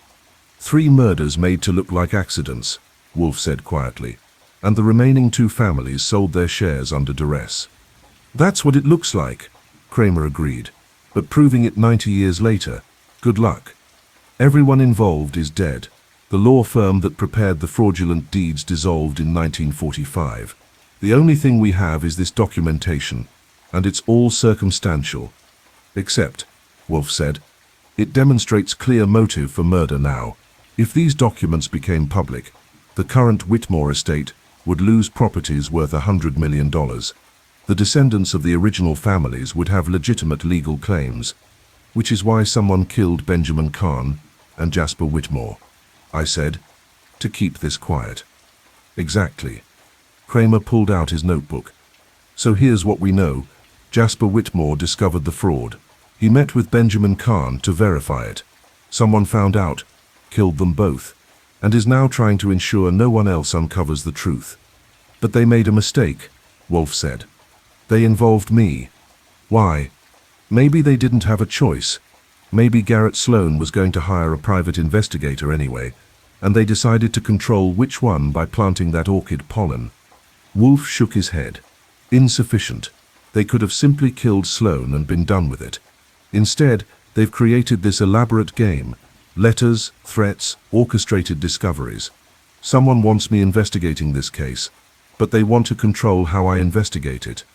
Or, I said, they want you to solve it for them. Everyone turned to look at me. Think about it, I continued. Maybe our mysterious correspondent wants the truth to come out. Maybe they want justice for those murdered families. But they can't do it themselves, either because they lack the resources, or because they'd be implicated, or because they need someone with credibility to reveal it. So they manipulate events to ensure Nero Wolfe gets involved. Wolfe's eyes narrowed. An interesting theory, Archie. It would explain the theatrical elements. They're not testing me. They're using me. As a tool. As a weapon. Wolfe picked up the fraudulent deed, studied it. A weapon aimed at whoever is trying to keep this buried. Kramer stood up. Well, whoever they are, they've already killed at least 2 people, probably 4 if we count the original murders. I'm not waiting for them to kill again. I'm putting protection on Garrett Sloan and anyone else connected to this case. Including Lenor Hartwell, I said. She was Whitmore's fiancée and his secretary. She knows everything he knew. Address? I gave it to him. Kramer wrote it down, then headed for the door. He paused at the threshold. Wolfe, be careful. Someone's been inside your greenhouse. That means they've been inside your home. Maybe they haven't killed you yet because you're useful, but that could change. I am always careful, Inspector. It's why I have 5 Dobermans and bulletproof windows, and an assistant who breaks into apartments in Queens. That too. After Kramer left, Wolfe sat in silence, staring at the documents spread across his desk. The Dobermans maintained their vigil, 5 sets of dark eyes watching, waiting, guarding. Outside, Manhattan continued its eternal rhythm. Traffic, voices, the mechanical heartbeat of 8 million lives intersecting. Finally, Wolfe spoke. Archie. Someone has been inside this brownstone. Someone has touched my orchids. Someone has studied me well enough to predict my reactions. Yes, there are only a handful of people who have that level of access and knowledge. Yes. Call Theodore. Tell him to come down from the plant rooms. I have questions for him. Theodore Horseman descended from the plant rooms like a man going to his execution, slowly, reluctantly, his weathered face set in lines of deep unhappiness. He was in his 60s, thin and wiry, with the kind of strength that came from decades of physical work and the kind of knowledge that came from dedicating a life to orchids. He entered the office and stopped when he saw the assembled Dobermans. Caesar's eyes tracked him across the room.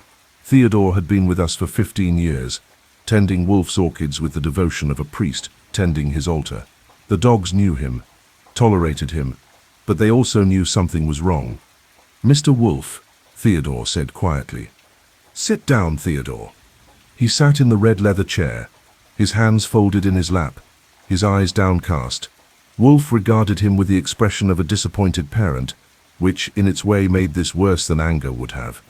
Tell me about the orchid pollen, Wolfe said. Theodore's shoulders slumped. I knew you'd figure it out eventually. I just hoped. I don't know what I hoped. Theodore, 3 weeks ago, a man came to see me, at my apartment, not here. He said his name was Daniel Weissman. He said his grandfather was Samuel Weissman, one of the original property owners who died under mysterious circumstances in 1932. Go on. He told me the whole story, the fraudulent deeds, the murders, his family's destruction. He said Jasper Whitmore had discovered the truth and was going to expose it, but he needed help. He needed someone to ensure that Nero Wolfe got involved. Why me? Because you're the only private detective in New York with enough reputation to make people believe. Because you're thorough. Because you can't be bought or intimidated. Theodore finally looked up, his eyes wet, because Daniel Weissman wanted justice for his grandfather, and he believed you were the only person who could deliver it. So he asked you to plant orchid pollen on Garrett Sloan's desk. Not exactly. He asked me to ensure that Sloan would come to you for help.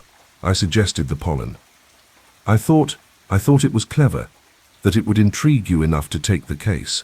How did you get into Sloan's office? Daniel arranged it. He works in the building next door, had access to the whole complex. He got me in after hours, gave me Sloan's office number.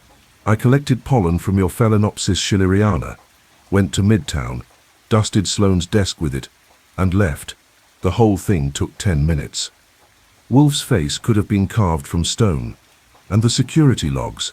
How did you avoid detection? I disabled the greenhouse alarm for 15 minutes, just long enough to collect the pollen. I've been maintaining that system for 15 years, Mr. Wolfe. I know its vulnerabilities. Vulnerabilities that exist because I trusted you. Theodore flinched, as if struck. I know, and I'm sorry, but Daniel Weissman's grandfather was murdered. His family was destroyed. The people who did it have profited for 90 years, while the victims got nothing. When Daniel asked for my help, I couldn't say no. You could have told me. Would you have taken the case? Without the mystery of the pollen? Without someone coming to your door desperate for help? Theodore shook his head. You don't like real estate disputes, Mr. Wolfe. You think they're beneath you. I needed to make this interesting enough that you'd investigate.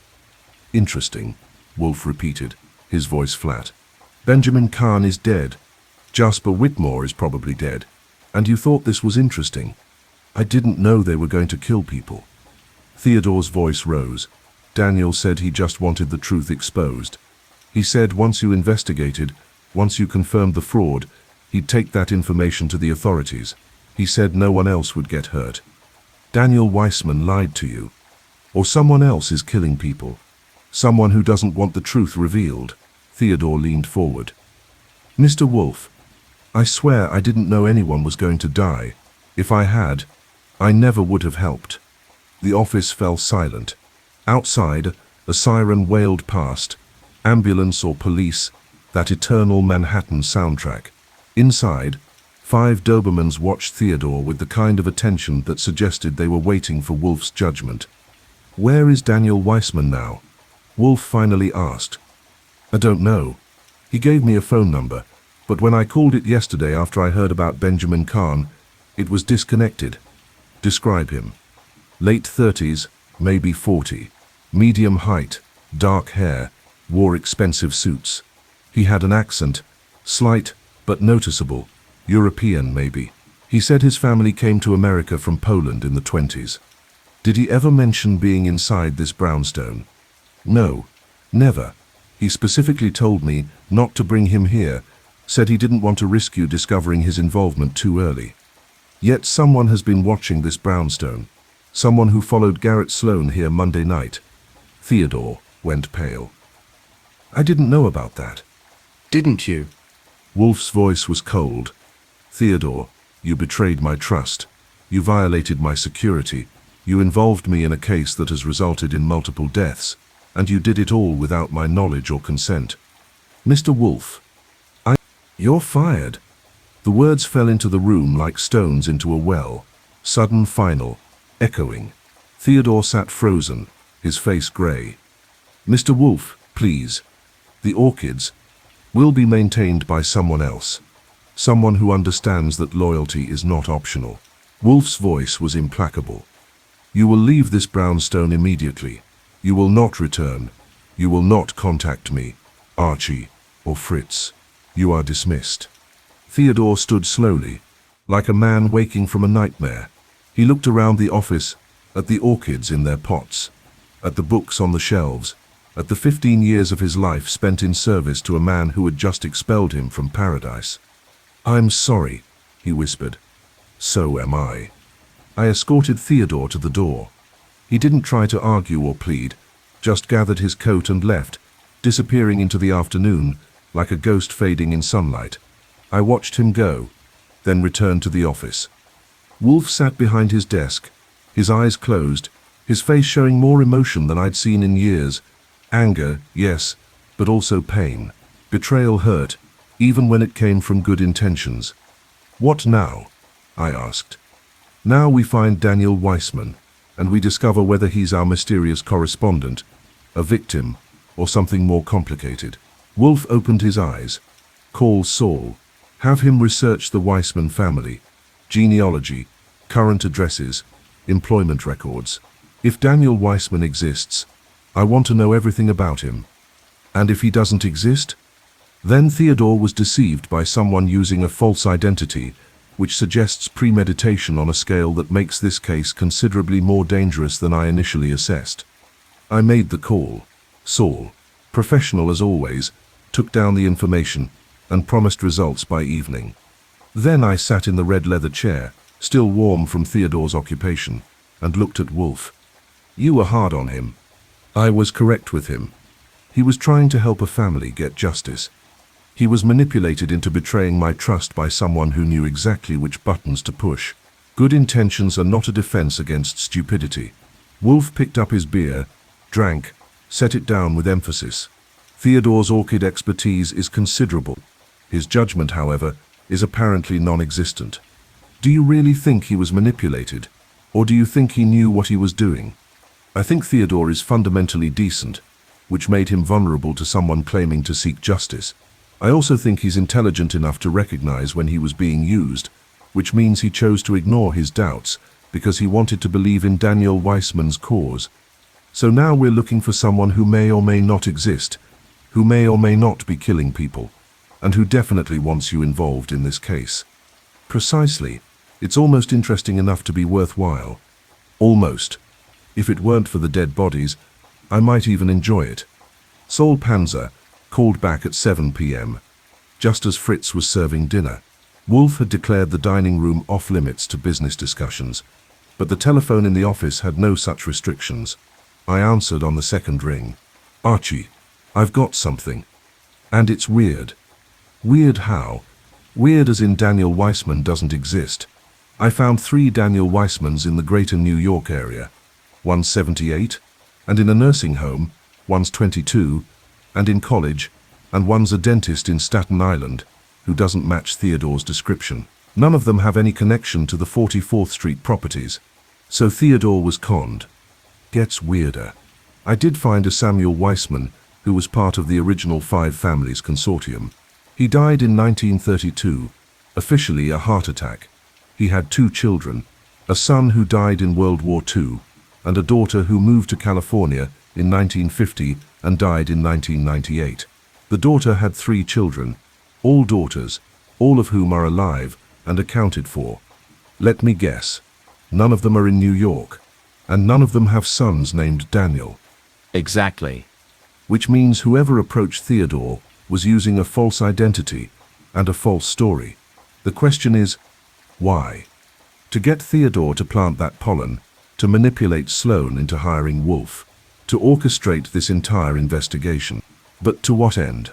Saul's voice was thoughtful.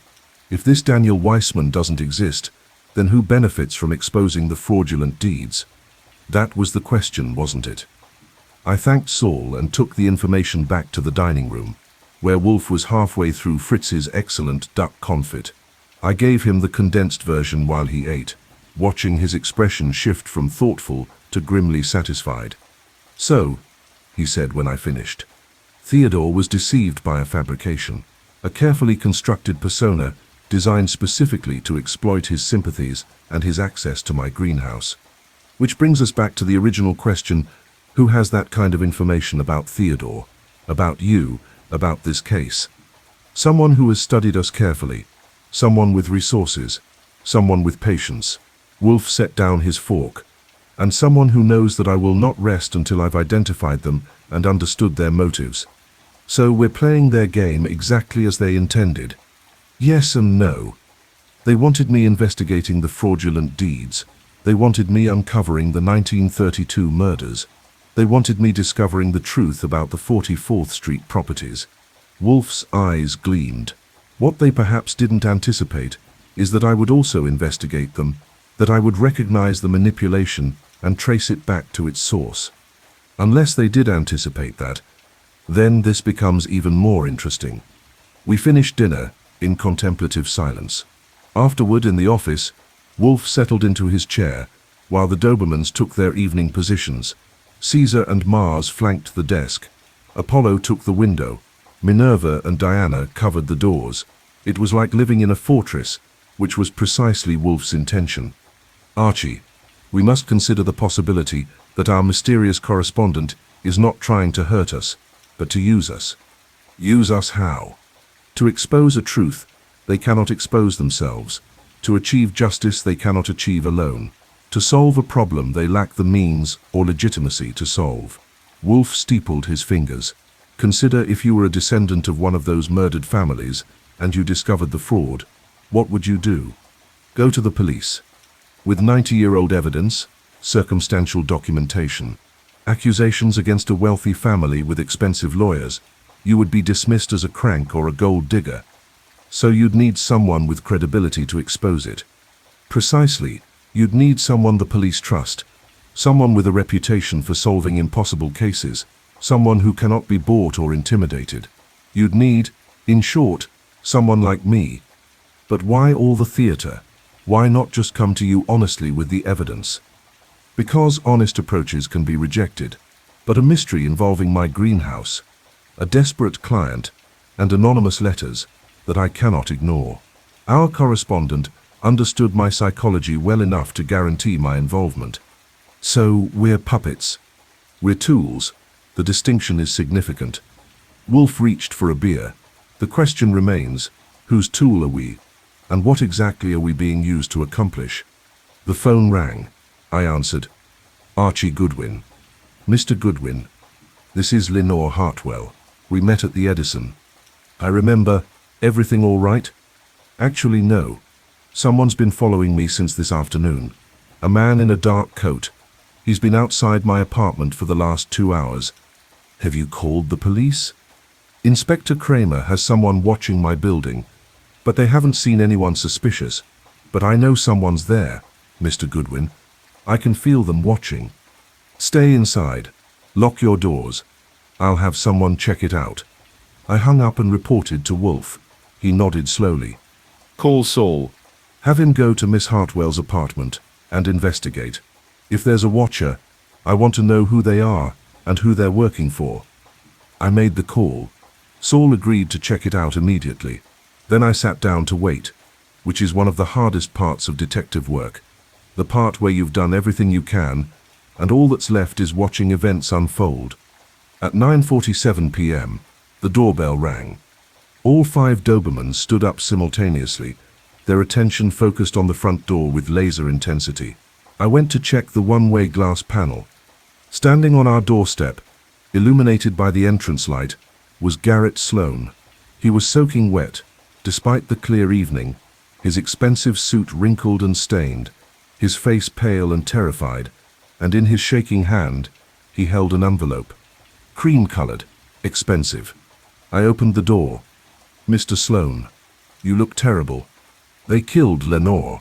His voice was hollow. Someone killed Lenor Hartwell. They left this for me to deliver to Mr. Wolfe.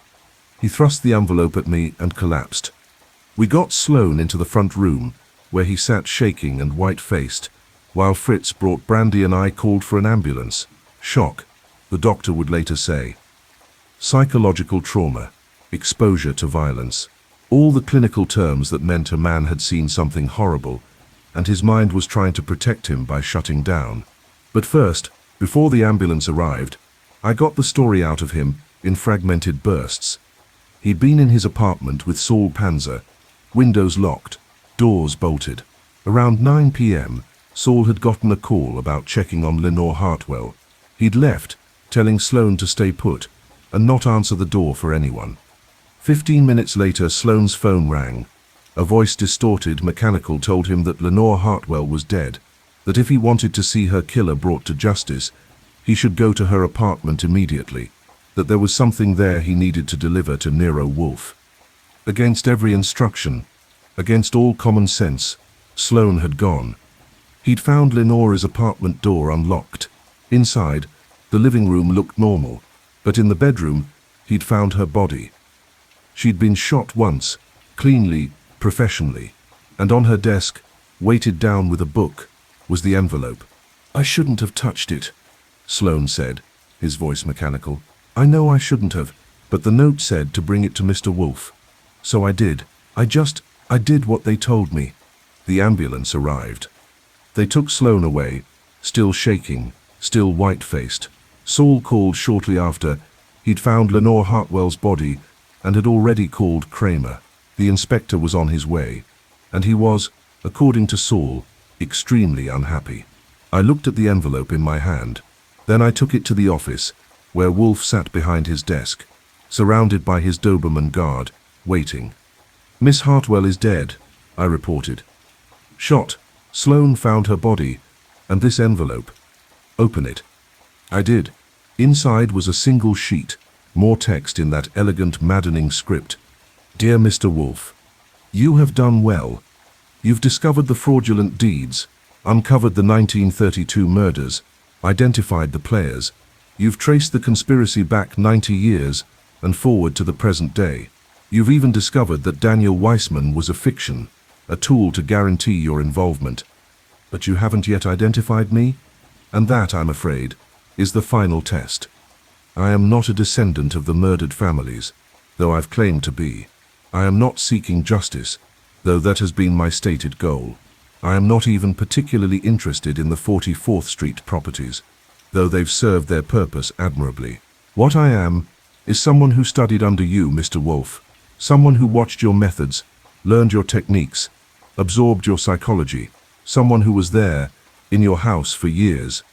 You taught me that every crime has a solution, that patience, observation, and logic will always triumph over chaos and emotion, that the smallest detail contains the largest truth. I've applied those lessons.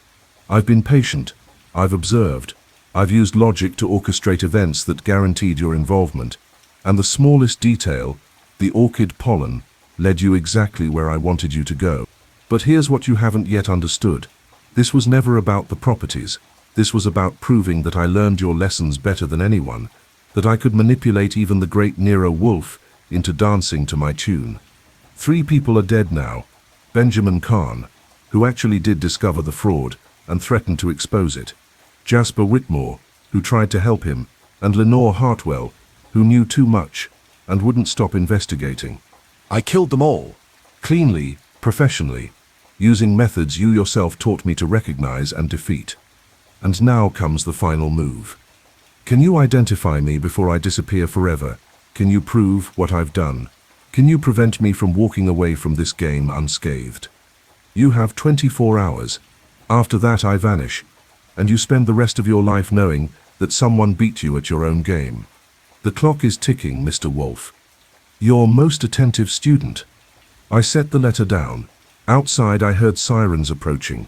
Kramer and his army, coming to secure yet another crime scene in what was rapidly becoming the bloodiest case we'd handled in years. Archie, Wolfe said quietly, who in this house has spent years observing me, learning my methods, and has access to my greenhouse. Theodore. But we already know he was duped by. Was he? Or did he create Daniel Weissman as a cover story? Did he plant the pollen himself, then claim he was manipulated by a fictional person? I thought about it.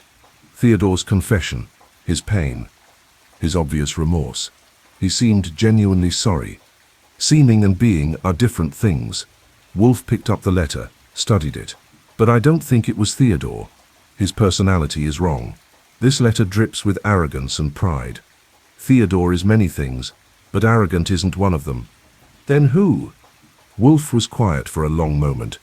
Then, Archie, in the 15 years Theodore has worked for me, how many temporary assistants has he hired to help with major greenhouse projects?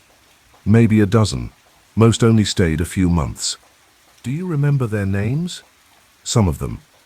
There was that college kid who helped with the repotting 2 years ago, and the guy who helped install the new watering system. And I stopped. And Wolfe prompted. And the woman who helped with the Phalaenopsis schilleriana acclimatization 4 months ago, the specimen you got from Malaysia. Theodore hired her because she had experience with that specific species. Her name? I tried to remember. It had been brief. She'd worked maybe 3 weeks, long enough to help the orchid adjust to its new environment, then moved on to another job. Pretty. Late 30s. Very professional. And she'd asked a lot of questions about everything. Not just orchids, but Wolfe's habits, my work, the brownstone security. Her name, I said slowly, was Claudine Mercer. Kramer arrived at the brownstone like an avenging angel. If angels wore rumpled suits, smoked cigars, and swore creatively about private detectives who kept finding bodies. He read the final letter, his face progressing through shades of red that would have fascinated a painter. A student, someone who worked for you, and you're just now figuring this out. The realization emerged when I had sufficient data, Wolfe said calmly. Before this letter, I had no reason to suspect someone from my household was involved. Except for the orchid pollen that could only have come from your greenhouse, which I attributed to Theodore's betrayal, an incorrect attribution, as it happens, but a logical one, given the evidence. Kramer looked like he wanted to throw something, preferably at Wolfe's head. Instead, he turned to Stebbins. Get me everything on Claudine Mercer, employment records, Addresses, financial information, everything. And check with the building's security logs. She must be on camera somewhere if she worked here.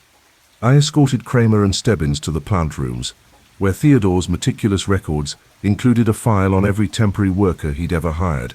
Claudine Mercer's file was thin. A resume, an application form, and a brief employment agreement. But it gave us the basics. Claudine Mercer, age 38, degree in horticulture from Cornell, specialized in rare orchids. Previous employment at botanical gardens in Philadelphia and Boston. References from 3 satisfied employers. Hired for a 3-week project, helping acclimate the Phalaenopsis schilleriana. Paid in cash at her request. Not unusual for temporary work. The address on her application was in Brooklyn. The phone number was disconnected. The references, I said. Did anyone check them? Kramer pulled out his phone, started calling. 20 minutes later, he had his answer. All 3 references are fake. The phone numbers go to disconnected lines or wrong numbers. The botanical gardens have no record of anyone named Claudine Mercer, so she created a false identity, specifically to get access to this household, Wolfe said, which suggests premeditation going back at least 4 months, possibly longer. But why? Stebbins asked. What's her real goal? She says it's not about the properties, not about justice, just about proving she's smarter than you. That doesn't make sense. It makes perfect sense if you understand that intelligence without purpose is merely cleverness. Wolfe's tone was cold. Miss Mercer, if that's even her real name, has spent considerable time and energy orchestrating this game. She's killed 3 people, manipulated multiple others, and created an elaborate deception, all to prove, what? That she learned my methods? That she can manipulate me? Narcissism, Kramer said. Classic narcissistic personality. She needs validation, needs to prove she's superior. Killing people is just a means to that end. Perhaps. Or perhaps there's another motive we haven't yet identified. Wolfe gestured to the orchid in question, the Phalaenopsis schilleriana, blooming in magnificent white and purple splendor. She had access to this plant for 3 weeks, long enough to collect samples of its pollen, long enough to learn its cultivation requirements, long enough to ensure she could use it as a signature. I studied the orchid, remembering. Claudine Mercer had been professional, knowledgeable, focused. She'd worked quickly and efficiently, barely speaking, except to ask technical questions. And yes, now that I thought about it, she'd been particularly interested in security systems, in Wolfe's schedule, in the household routines. She was gathering intelligence, I said, learning everything she needed to know to orchestrate this game. And Theodore never suspected, Wolfe said, because she presented herself as exactly what she claimed to be, a professional horticulturist doing her job. He had no reason to question her motives. Kramer's phone rang. He answered, listened, his expression darkening. Got it. Thanks. He hung up. The Brooklyn address is fake. It's a vacant lot. The social security number on her application belongs to a woman who died 3 years ago. Claudine Mercer is a ghost. Not a ghost, Wolfe corrected. A construct. A carefully built persona, designed for a specific purpose. Somewhere underneath that construct is a real person with a real name and a real motive. So how do we find her? We use what she's given us. The letter says, I have 24 hours. She expects me to investigate frantically, to chase leads, to exhaust resources trying to identify her. Instead, I will do what I always do think. Kramer looked like he wanted to argue. Instead, he sighed. Fine, think. But while you're thinking, my people are doing actual police work, checking cameras, running prints, interviewing witnesses. Maybe we'll get lucky. I hope you do, Inspector. But I suspect Miss Mercer has been too careful for conventional investigation to succeed. She's been planning this for months. She's anticipated our moves. She's controlled every detail. Except one, I said. Everyone looked at me. She gave herself a deadline, 24 hours, which means either she has somewhere to be, someone waiting for her, or she's already made arrangements to disappear, and arrangements leave traces. Wolfe's eyes gleamed. Excellent, Archie. Yes, she's constrained by time now, and time constraints create pressure, and pressure creates mistakes. So what do? We wait, and we think, and we prepare for her next move. Her next move? Kramer looked incredulous. She said she was disappearing in 24 hours. She said she would disappear, but she also said, this is a game, a test, a final proof of her superiority, which means she hasn't finished yet. There's one more move to come. What move? That, Wolfe said, is what I intend to discover. Inspector Kramer left eventually, taking his frustration and his cigar smoke with him. The brownstone settled into its nighttime routine, Fritz securing the kitchen, the Dobermans taking their positions, Wolfe retreating to his room to think in the privacy of his personal fortress. I stayed in the office, studying Claudine Mercer's file, trying to find something we'd missed. The photo on her application showed an attractive woman with dark hair and intelligent eyes, the kind of face that would be easy to remember or easy to forget, depending on how she wanted to present herself. She'd been in this house. She'd walked these halls. She'd touched Wolfe's orchids, and none of us had suspected a thing. Around midnight, Saul Panzer called. Archie, I've been thinking about something. That letter, the one about the 24-hour deadline. It bothers me. Join the club. No, listen, she didn't have to give Wolfe a deadline. She could have just vanished without warning. But she specifically told him he has 24 hours to identify her. Why? To prove she's smarter than him. To demonstrate that even with all the evidence and all the time in the world, he still can't catch her. Or, Saul said slowly, to keep him focused on the deadline instead of on something else. That stopped me. What else? I don't know, but magicians use misdirection. They tell you to watch one hand while the other hand does the trick. Maybe Claudine Mercer is doing the same thing. She's got everyone focused on finding her identity, on racing against the clock. But maybe the real trick is happening somewhere else. Like where? Like with Garrett Sloan. He's the one client still alive. He's the one who found Lenor's body. He's the one who delivered the final letter. What if the whole point of this game is to position Sloan for something, to get him exactly where she wants him? I thought about it. Sloan was in protective custody now, under guard in a hospital, safe, theoretically. But Claudine Mercer had proven adept at circumventing security, at being exactly where she needed to be at exactly the right time.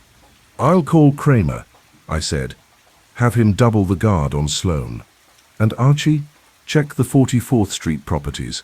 If this really is about proving she's smarter than Wolfe, she might leave one final clue there, something only Wolfe would appreciate. I hung up and immediately called Kramer, who sounded like I'd woken him from the first sleep he'd gotten in days.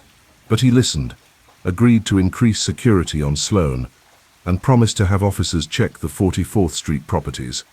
Then I went to Wolfe's room and knocked. Yes? Saul thinks the deadline is misdirection, that the real trick is happening somewhere else. Saul is perceptive. Come in. I entered. Wolfe's bedroom was his sanctum, a large room dominated by a custom-made bed that could actually accommodate his bulk. Walls lined with books, a single window with bulletproof glass, and heavy curtains. Caesar and Mars occupied positions flanking the bed, their presence a reminder that even in sleep, Wolfe maintained his fortress. Wolfe sat in a leather chair, still dressed, a book open on his lap. But his eyes were distant, focused on something internal. I've been considering Miss Mercer's psychology, he said. Her need to prove herself, her desire for validation, her elaborate game-playing. It suggests deep insecurity masked by arrogance. Someone who has always felt underestimated, overlooked, dismissed. So she creates an impossible mystery to prove she's not just smart, but smarter than the smartest detective she knows. Precisely. But there's something else. Something she said in her letter that bothers me. He picked up the letter from his bedside table, read aloud. You taught me that every crime has a solution, that patience, observation, and logic will always triumph over chaos and emotion. Your methodology. My methodology, which I have never committed to writing, never lectured about publicly, Never discussed in detail with anyone outside this household. How did she learn it? By watching you, by studying your cases. But cases are public only after they're solved. She would have seen results, not process. Yet she claims to understand my methods intimately. How? I thought about it. She worked here for 3 weeks. She could have observed your routine, seen how you approached problems. 3 weeks of observation would give her surface details, but her letter demonstrates deeper understanding. She anticipated my reactions, predicted my moves, understood my psychology. Wolfe set down the letter, which suggests she had access to more than just 3 weeks of casual observation. You think she's been watching you longer? I think she's had help. Someone who knows me well enough to brief her on my methods, my habits, my psychology. Someone inside this household. The temperature in the room seemed to drop. Caesar lifted his head, sensing Wolfe's tension. Theodore, I said. Theodore is the obvious answer, but I don't believe it. His remorse was genuine. His shock at learning he'd been manipulated was real, unless he's a far better actor than I credit him for. He was a dupe, not a collaborator. Then who? That, Wolfe said, is the question that will solve this case. Who in this household had both the access to provide detailed information about my methods and the motive to help a stranger orchestrate an elaborate game? We sat in silence, considering possibilities. Fritz had been with us for 20 years, loyal, discreet, incorruptible. Theodore for 15, and we'd already ruled him out. The temporary workers who came and went barely qualified as household members. Unless, I said slowly, it's not someone who works for you, it's someone who's had access to your cases from the outside. Explain. Inspector Kramer. He knows your methods intimately. He's worked with you on dozens of cases. He knows how you think, how you investigate, what makes you interested in a case. Inspector Kramer is many things, but he is not a traitor. I'm not saying he helped intentionally. I'm saying someone could have gotten access to his case files, his notes, his observations about you. Someone smart enough to study those files and extract your methodology. Wolfe's eyes sharpened. Someone with access to police records. Someone who could research cases, read reports, analyze patterns. Someone like a forensic psychologist, a criminal profiler, someone who studies how detectives think. Or, Wolfe said softly, someone who works inside the police department itself. We looked at each other. Then I grabbed my jacket. Where are you going? To call Kramer. If someone in his department has been accessing your case files, there should be a record. Inspector Kramer met me at his office at 1 in the morning, which tells you something about both his dedication and his concern level. He looked like he'd aged 5 years in 5 hours, which was fair given that 3 people were dead, and our only suspect was a ghost. You think someone in my department helped her? His voice was dangerous. I think someone with access to your case files could have given Claudine Mercer everything she needed to understand Wolfe's methods. Your reports detail his deductions, his reasoning, his approach to investigation. If someone studied those reports carefully enough, they could learn to think like Wolfe. Kramer swore, reached for his phone. Stebbins, get down here and bring the file access logs for every case involving Nero Wolfe for the last 5 years. 20 minutes later, Sergeant Stebbins arrived with a thick folder and a coffee that he looked like he'd mainlined directly into his bloodstream. He spread the access logs across Kramer's desk. These show everyone who's accessed Wolfe case files electronically. Physical files would be harder to track, but anything in the computer system is logged. We studied the records. Most of the accesses were routine. Officers working cases, clerks filing reports, prosecutors preparing for trial. But one name appeared with unusual frequency. Detective Lauren Vickers, assigned to the records division. Vickers, Kramer said. I know her. Transferred here from Boston about 6 months ago. Smart, efficient, keeps to herself. 6 months. Around the time Claudine Mercer would have started planning this elaborate game. Do you have her personnel file? Stebbins pulled it up on the computer. Lauren Vickers, age 37, 10 years with Boston PD. Clean record. Excellent evaluations. Transferred to New York for personal reasons. The file didn't specify what those reasons were. Photo, I said. Stebbins clicked to the ID photo. A woman looked out at us from the screen. Dark hair, intelligent eyes, attractive in a way that could be memorable or forgettable depending on context. I pulled out the application photo of Claudine Mercer, held it next to the screen. It wasn't the same woman, different face shape, different features. But there was something about the eyes, the way she held her head, the expression. They could be related, Stebbins said. Sisters, maybe? Kramer was already on his phone. This is Inspector Kramer, homicide.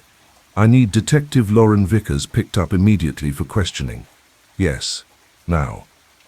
I don't care if it's 1 in the morning, and I want her apartment searched. Get a warrant if you have to, but get it done. He hung up, turned to me. If Vickers has been feeding information to Claudine Mercer, that's conspiracy to commit murder. She'll go down as hard as her accomplice. If they're related, that would explain the loyalty. Family helping family. It would also explain how Mercer knew so much about police procedure, how to avoid leaving evidence, how to stage crime scenes.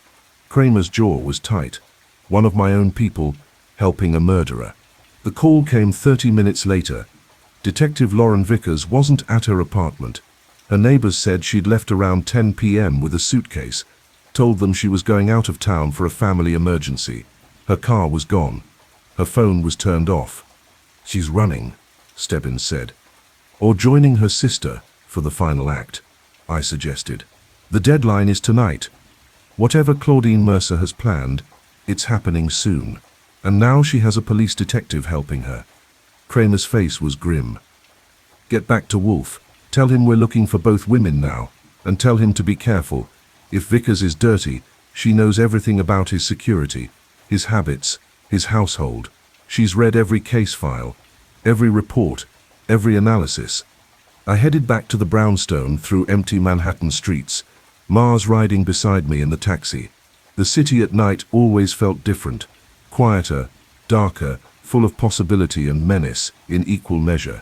Somewhere out there, 2 women were preparing for something that involved Wolfe, involved the 44th Street properties, involved proving that they were smarter than everyone.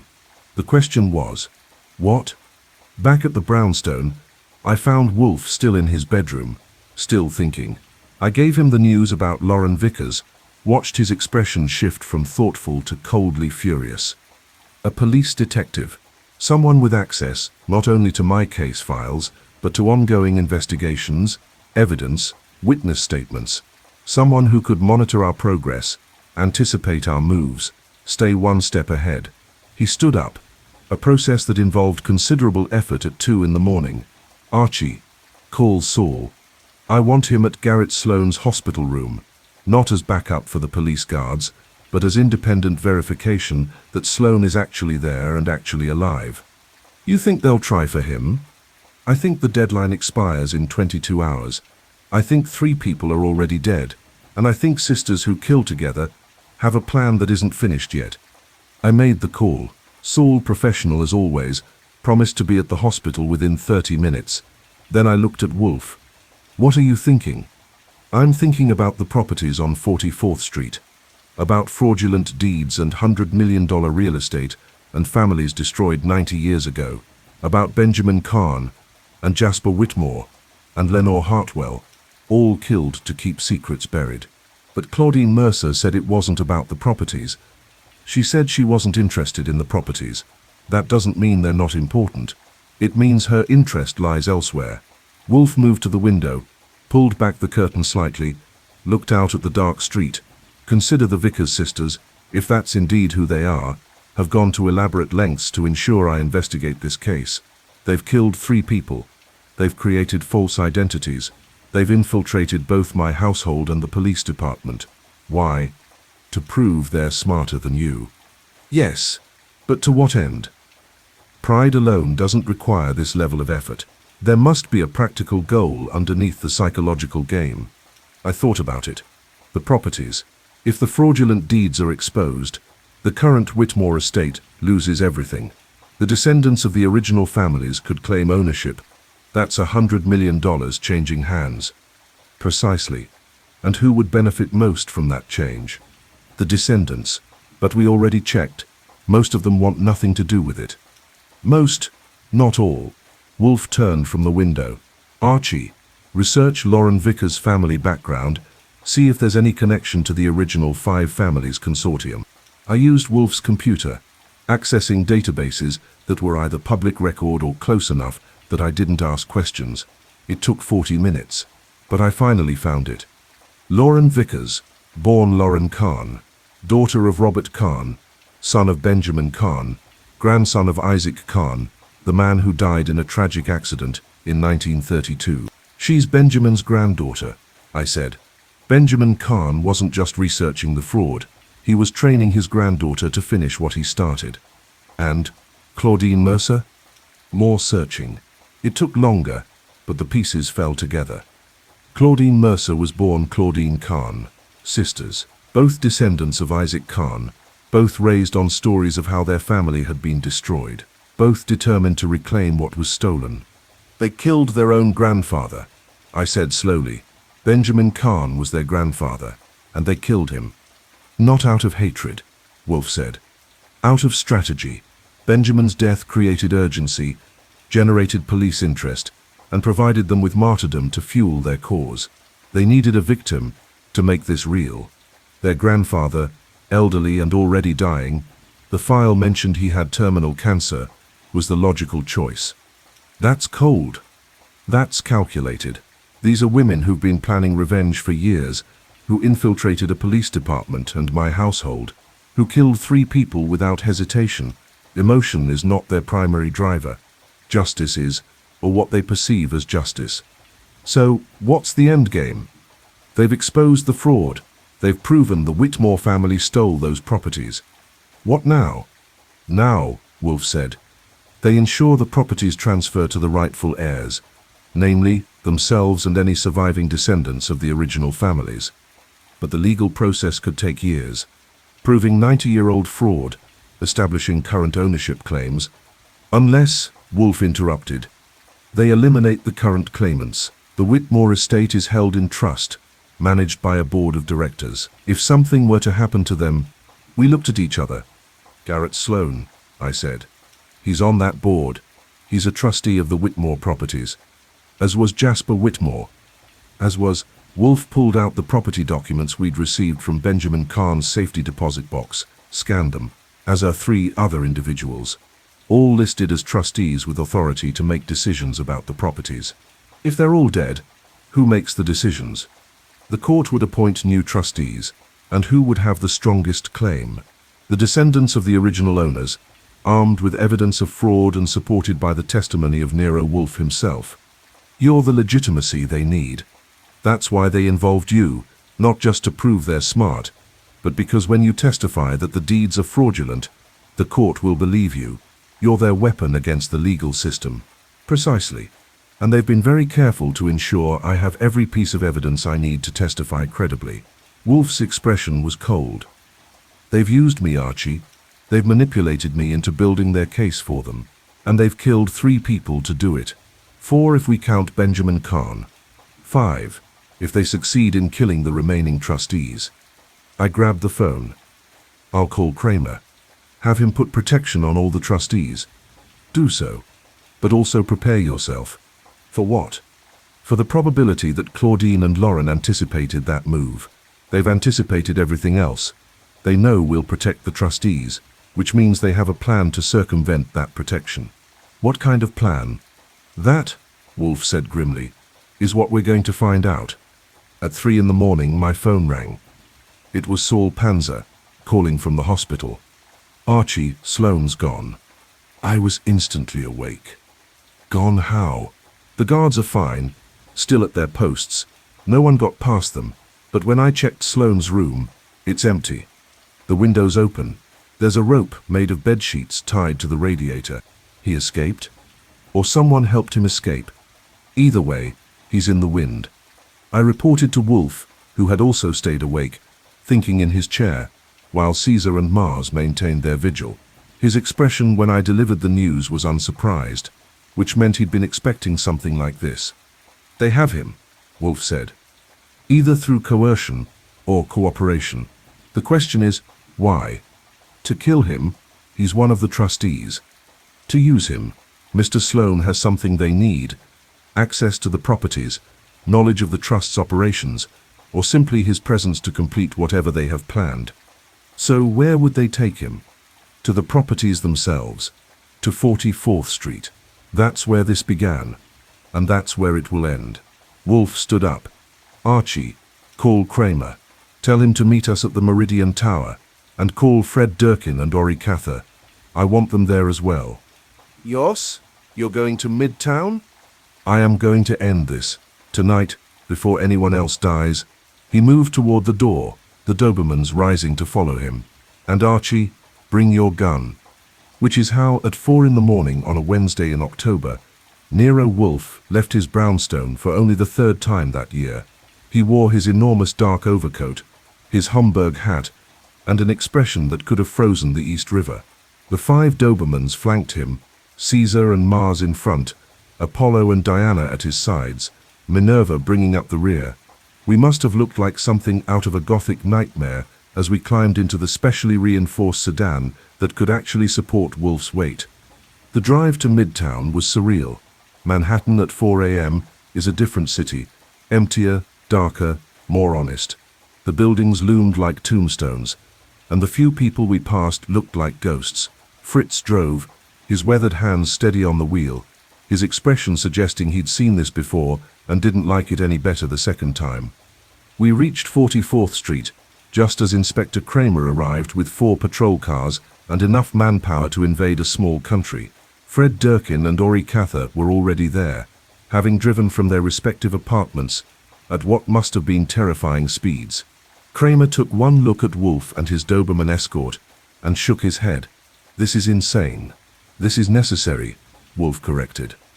The Kahn sisters are here, Inspector. They have Garrett Sloan, and they're preparing to complete their plan, which is to destroy the remaining evidence that could challenge their claim to these properties, to eliminate any witnesses who could contradict their narrative, and to ensure that when the legal proceedings begin, they are the only credible claimants with the full support of law enforcement and my testimony. So it was about the properties all along. It was always about the properties. The game, the letters, the elaborate deceptions, all of it was theater designed to manipulate me into providing the legitimacy they need. Wolfe looked up at the Meridian Tower, its Art Deco facade, pale in the streetlights. But they made a mistake. They underestimated my ability to recognize when I'm being used. So what do? We go inside, we find them, and we end this. Kramer deployed his officers around the building's perimeter. Fred and Ori took positions at the side exits. Saul Panzer, who'd arrived from the hospital, covered the rear entrance. That left Kramer, Stebbins, Wolfe, me and 5 Dobermans to enter through the front. The lobby was dark, the security guard's desk empty, whether because the guard had been paid off or because he'd wisely decided this wasn't his problem, was unclear. Wolfe moved through the space with surprising grace for a man his size, the Doberman spreading out in a defensive formation that would have impressed a military tactician. Basement, Wolfe said quietly. That's where Benjamin Kahn was searching. That's where the original records would have been kept. That's where they'll be. We found the stairs, descended into darkness. Kramer had flashlights, but Wolfe gestured for him to keep them off. No point announcing our arrival. The Dobermans navigated the stairs easily, their night vision better than ours, their senses detecting things we couldn't. At the bottom, light leaked from under a door, and I could hear voices, low, urgent arguing. Wolfe positioned Caesar and Mars on either side of the door. Apollo, Diana, and Minerva hung back, ready to respond to any threat. Then Wolfe simply opened the door and walked in, as calm as if he were entering his own office. The basement was lit by battery-powered lamps, casting harsh shadows across the space. In the center of the room, surrounded by open filing cabinets and scattered documents, stood Claudine Mercer and Lauren Vickers. Between them, tied to a chair, was Garrett Sloan. Both women turned as we entered. Lauren's hand moved toward her service weapon, but Caesar's low growl suggested that would be an extremely bad idea. Claudine simply smiled. a cold, calculating expression that held no humor. "Mr. Wolfe, right on time. I knew you'd figure it out eventually." "Eventually," Wolfe agreed, "is an interesting choice of words, given that you went to considerable lengths to ensure I figured it out exactly when you wanted me to." "True. The game required careful timing. Too early, and you'd have stopped us. Too late, and we wouldn't have accomplished our goals. Your goals being to murder 3 people, frame yourselves as victims seeking justice, and manipulate me into providing testimony that would transfer ownership of these properties to you and your sister." "Not just us," Lauren said. "We're representing all the descendants of the families your client's grandfather murdered. We're seeking justice for 90 years of theft. By committing murder yourselves. By doing what was necessary. Benjamin Kahn, our grandfather, spent 40 years researching the fraud. He gathered evidence, tracked down descendants, built a case. But he was old, sick, dying. He wanted to see justice before he died. He asked us to finish his work." "So you killed him," I said. "Your own grandfather." Claudine's expression didn't change. "He was dying anyway. Cancer 6 months at most. He wanted his death to mean something, to create urgency, to force investigation, to provide the emotional impact needed to make people care about a 90-year-old crime. And Jasper Whitmore, Lenor Hartwell. Whitmore discovered the truth. He was going to expose it, but he was also going to fight to keep the properties in his family. He would have hired expensive lawyers, tied up the case in court for years. We couldn't allow that. And Hartwell simply knew too much. She was his fiancée and his secretary. She knew everything he knew. She was already investigating on her own. She had to be eliminated." Wolfe surveyed the room with cold eyes. "And Mr. Sloan, what's his role in this final act?" "He's going to sign a document," Claudine said, gesturing to papers spread on a nearby table. "A confession that he and Whitmore discovered the fraud and decided to cover it up to protect the development deal. That he killed Whitmore when Whitmore threatened to expose the truth. That he killed Hartwell when she got too close. That he's been the murderer all along. And after he signs, he commits suicide out of guilt. The police find his body, find his confession, and the case is closed. The properties revert to their rightful owners. Justice is served. Except," Wolfe said, "Mr. Sloan is innocent, and your grandfather's death was not natural, and you've manipulated evidence to serve your purposes." "We've done what we had to do," Lauren said. "The law failed our family 90 years ago. The courts allowed our great-grandfather to be murdered and his property stolen. If the system won't deliver justice, we will." "That's not justice," Kramer said, stepping forward. "That's murder. Multiple counts. You're both under arrest." Lauren's hand finally went to her weapon, but before she could draw, several things happened simultaneously. Caesar launched forward, 95 pounds of trained muscle hitting Lauren at chest height, driving her backward into the wall. Her gun clattered to the floor. Mars moved on Claudine, but she was faster. She'd anticipated the attack, stepped aside, grabbed a metal filing cabinet, and tipped it toward the Doberman. Mars dodged, but it gave Claudine time to pull a knife from her jacket. Apollo and Diana moved to guard Sloan, positioning themselves between him and the threat. Minerva, displaying her usual intelligence, simply sat down in front of the door, blocking the only exit. And I pulled my gun, aimed it at Claudine. "Drop the knife. Now." She looked at me, at Wolfe, at the Dobermans surrounding her, at the police officers with their weapons drawn. She looked at her sister, pinned against the wall by Caesar's jaws around her arm, and she smiled that cold smile again. "You won," she said to Wolfe. "You figured it out in time. You stopped us. You proved you're smarter than us." "I proved nothing," Wolfe said. "You gave me all the evidence I needed. You wanted me to solve this case. You wanted me to understand your methodology, appreciate your planning, recognize your intelligence. Because you're the only one who would understand. The only one who could appreciate how well we played the game. It wasn't a game, Miss Kahn. 3 people are dead. Your grandfather, whom you claim to honor, died believing you would seek justice. Instead, You used his death as a prop in your revenge fantasy. For the first time, emotion cracked through Claudine's facade. He wanted justice. He wanted truth. He wanted the historical record corrected. He wanted recognition that his family had been wronged. Wolfe's voice was implacable. He did not want his granddaughters to become murderers in his name. How would you know what he wanted? Because I read his research notes. Because I examined his correspondence. Because I understand the difference between justice and vengeance, even if you do not. Claudine's hand tightened on the knife. For a moment I thought she might try something desperate, but then Kramer moved forward, and Stebbins moved forward, and there were too many guns, too many Dobermans, too many obstacles between her and escape. She dropped the knife. Kramer cuffed both sisters, while Stebbins read them their rights. I untied Garrett Sloan, who looked like he'd aged 10 years in 24 hours. "Thank you," he said to Wolfe. "They were going to kill me. They were going to make it look like I'd done everything. Save your gratitude, Mr. Sloan. You hired me to investigate a mystery. I did so. The fact that it saved your life is incidental," which was Wolfe speak for you're welcome. But Sloan didn't know that. As the police escorted Claudine and Lauren Kahn out of the basement, Claudine stopped beside Wolfe. "You're right," she said quietly. "It wasn't a game. It was justice. It was murder," Wolfe corrected. "And you will spend the rest of your life paying for it." "Will I?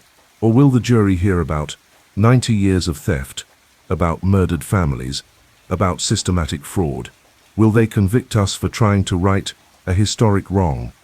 "That," Wolfe said, "is for 12 people to decide, not you." They took her away. Kramer stayed behind, supervising the collection of evidence, the forced confession, the documents proving the fraud, the scattered remains of Benjamin Kahn's life work. "Hell of a night," he said. "Hell of a case." I agreed. Wolfe was already moving toward the stairs, the Dobermans falling into formation around him. He'd done what he came to do, ended the game, caught the killers, prevented another death. Now he wanted nothing more than to return to his brownstone, his orchids, his routine. We emerged into the pre-dawn light of Manhattan. The city was beginning to wake. Early deliveries, opening restaurants, the first wave of commuters heading to work. Normal people doing normal things, unaware that on 44th Street, a 90-year-old crime had finally been solved, and 3 murders had been avenged. Fritz drove us home. Wolfe sat in the back seat, Caesar beside him, saying nothing. I knew that silence. It was the silence of a man who'd been used, manipulated, turned into a tool for someone else's purposes. He'd solved the case. Yes, but he'd also been played, at least initially.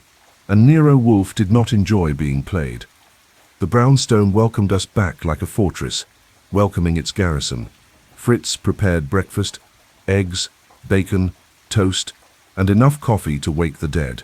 The Dobermans settled into their familiar positions, the tension finally draining from their powerful bodies. Wolfe ate in silence, methodically, his expression distant. I gave him space. When Wolfe was processing a case, trying to extract its lessons and file its details away in that remarkable brain, interruption was unwise. At 9 a.m., Inspector Kramer called with an update. Both Kahn sisters had been formally charged with 3 counts of first-degree murder. Lauren Vickers had also been charged with abuse of her position, evidence tampering, and a dozen other offenses that would probably ensure she never saw freedom again. Claudine Mercer, Claudine Kahn, had invoked her right to remain silent, but Lauren had started talking. The story that emerged was both tragic and terrifying. Benjamin Kahn had indeed spent 40 years researching his grandfather's death and the fraudulent property deeds. He'd raised his son, the sister's father, on stories of injustice and stolen legacy. When their father died young, Benjamin had taken over raising his granddaughters, instilling in them the same obsession that had consumed his life. Lauren had joined the police force specifically to learn how law enforcement worked, how to avoid detection, how to manipulate evidence. Claudine had studied horticulture to gain access to botanical collections, rare plants, and eventually Nero Wolfe's greenhouse. They'd spent years planning, researching Wolfe's cases, understanding his methods, identifying his vulnerabilities. When Benjamin's cancer diagnosis came 6 months ago, they'd accelerated their timeline. Benjamin had agreed to his own death, not reluctantly, but eagerly, seeing it as the final sacrifice that would ensure his family's vindication. He died, believing they were going to expose the fraud through legal means. Kramer said. He didn't know they were planning to murder anyone else. They kept that from him. Mercy, of a sort, I said. Or manipulation. They used him like they used everyone else. The case would go to trial, Kramer explained.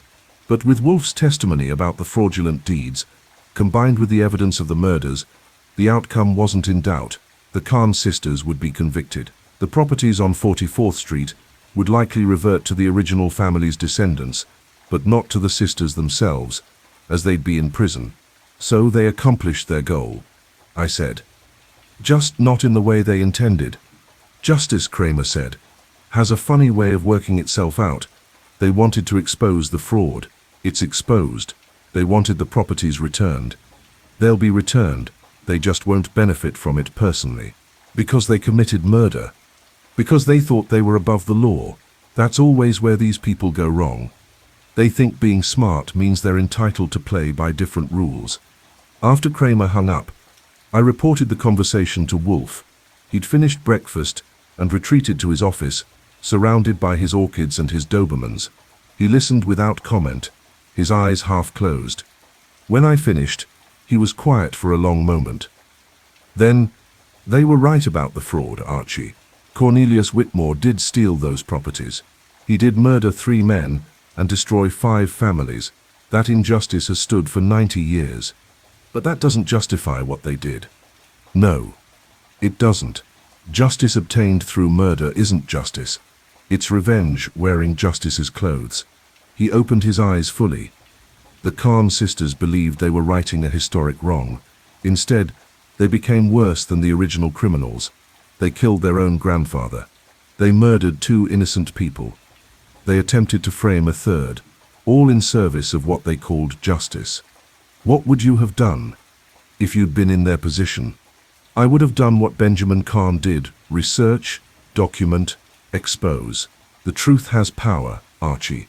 Real power, not the power of violence or manipulation, but the power to change minds, influence decisions, shape outcomes. The Kahn sisters had all the evidence they needed. They could have taken it to the media, to civil rights organizations, to honest lawyers willing to fight for justice. Instead, they chose murder, because they didn't trust the system, because they enjoyed the game more than they desired the outcome. That letter, the one claiming I was being tested, that was honest. Claudine Kahn wanted to prove she was as smart as me, as capable, as impressive. The properties were just the excuse. The real goal was the game itself. And you're angry because you played it. I'm angry because I was manipulated into validating murderers. Wolfe's voice was cold. When I testify at their trial, I will present the evidence of fraud clearly and completely.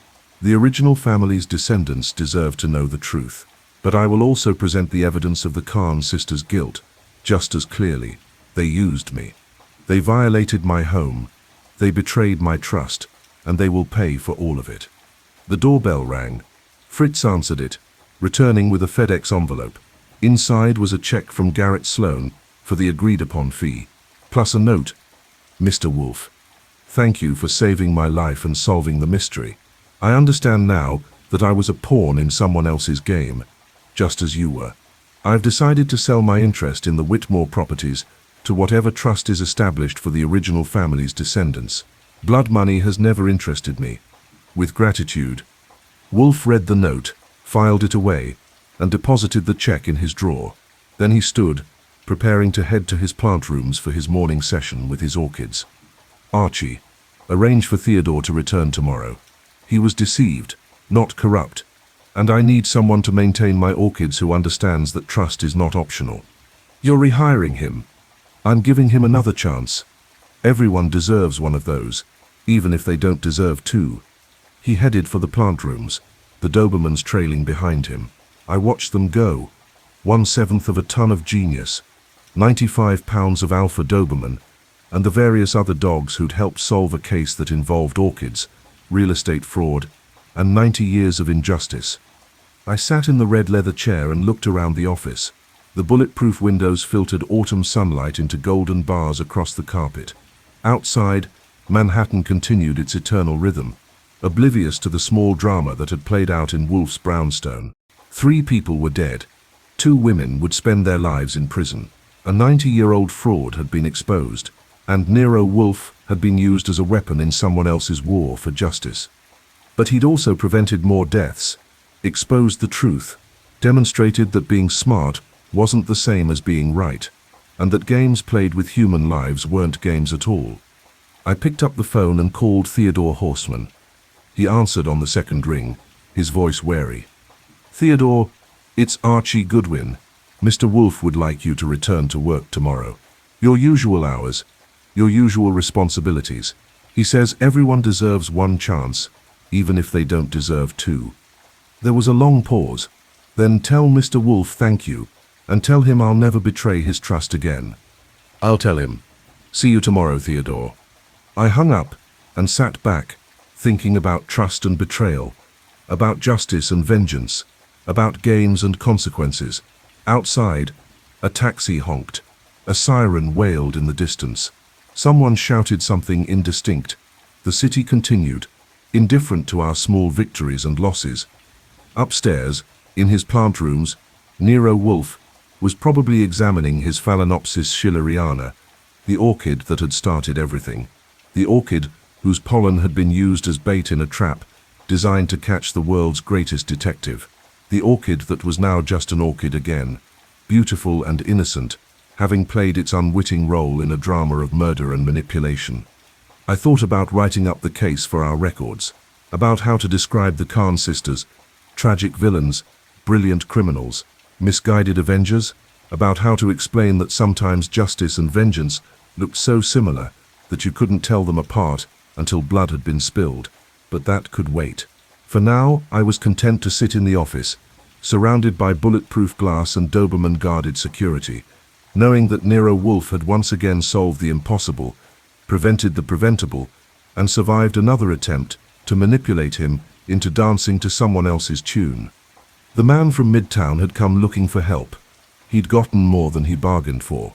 A case that reached back 90 years and forward into murder, a game that had been rigged from the beginning, and a detective who'd been used as a weapon, but who'd ultimately turned that weapon back on its wielders. Justice had been served, if not in the way anyone intended. The truth had been exposed, though the cost had been high, and Nero Wolfe had demonstrated, once again, that while he could be manipulated temporarily, he could never be defeated permanently. I heard Fritz moving in the kitchen, preparing lunch, heard the soft padding of paws as one of the Dobermans, Minerva probably, came down from the plant rooms to check on me, heard the distant sound of Wolfe's voice, talking to his orchids in the patient, gentle tone he reserved for living things that couldn't argue back. The brownstone breathed around me, solid and secure, a fortress against the chaos of Manhattan. Inside these walls, order prevailed. Logic ruled, and 1/7 of a ton of genius maintained his vigil against the forces of disorder and destruction. The game was over. The players had been exposed. The victims had been avenged, if not in the way their descendants had intended. And in the end, as always, Nero Wolfe had the last word.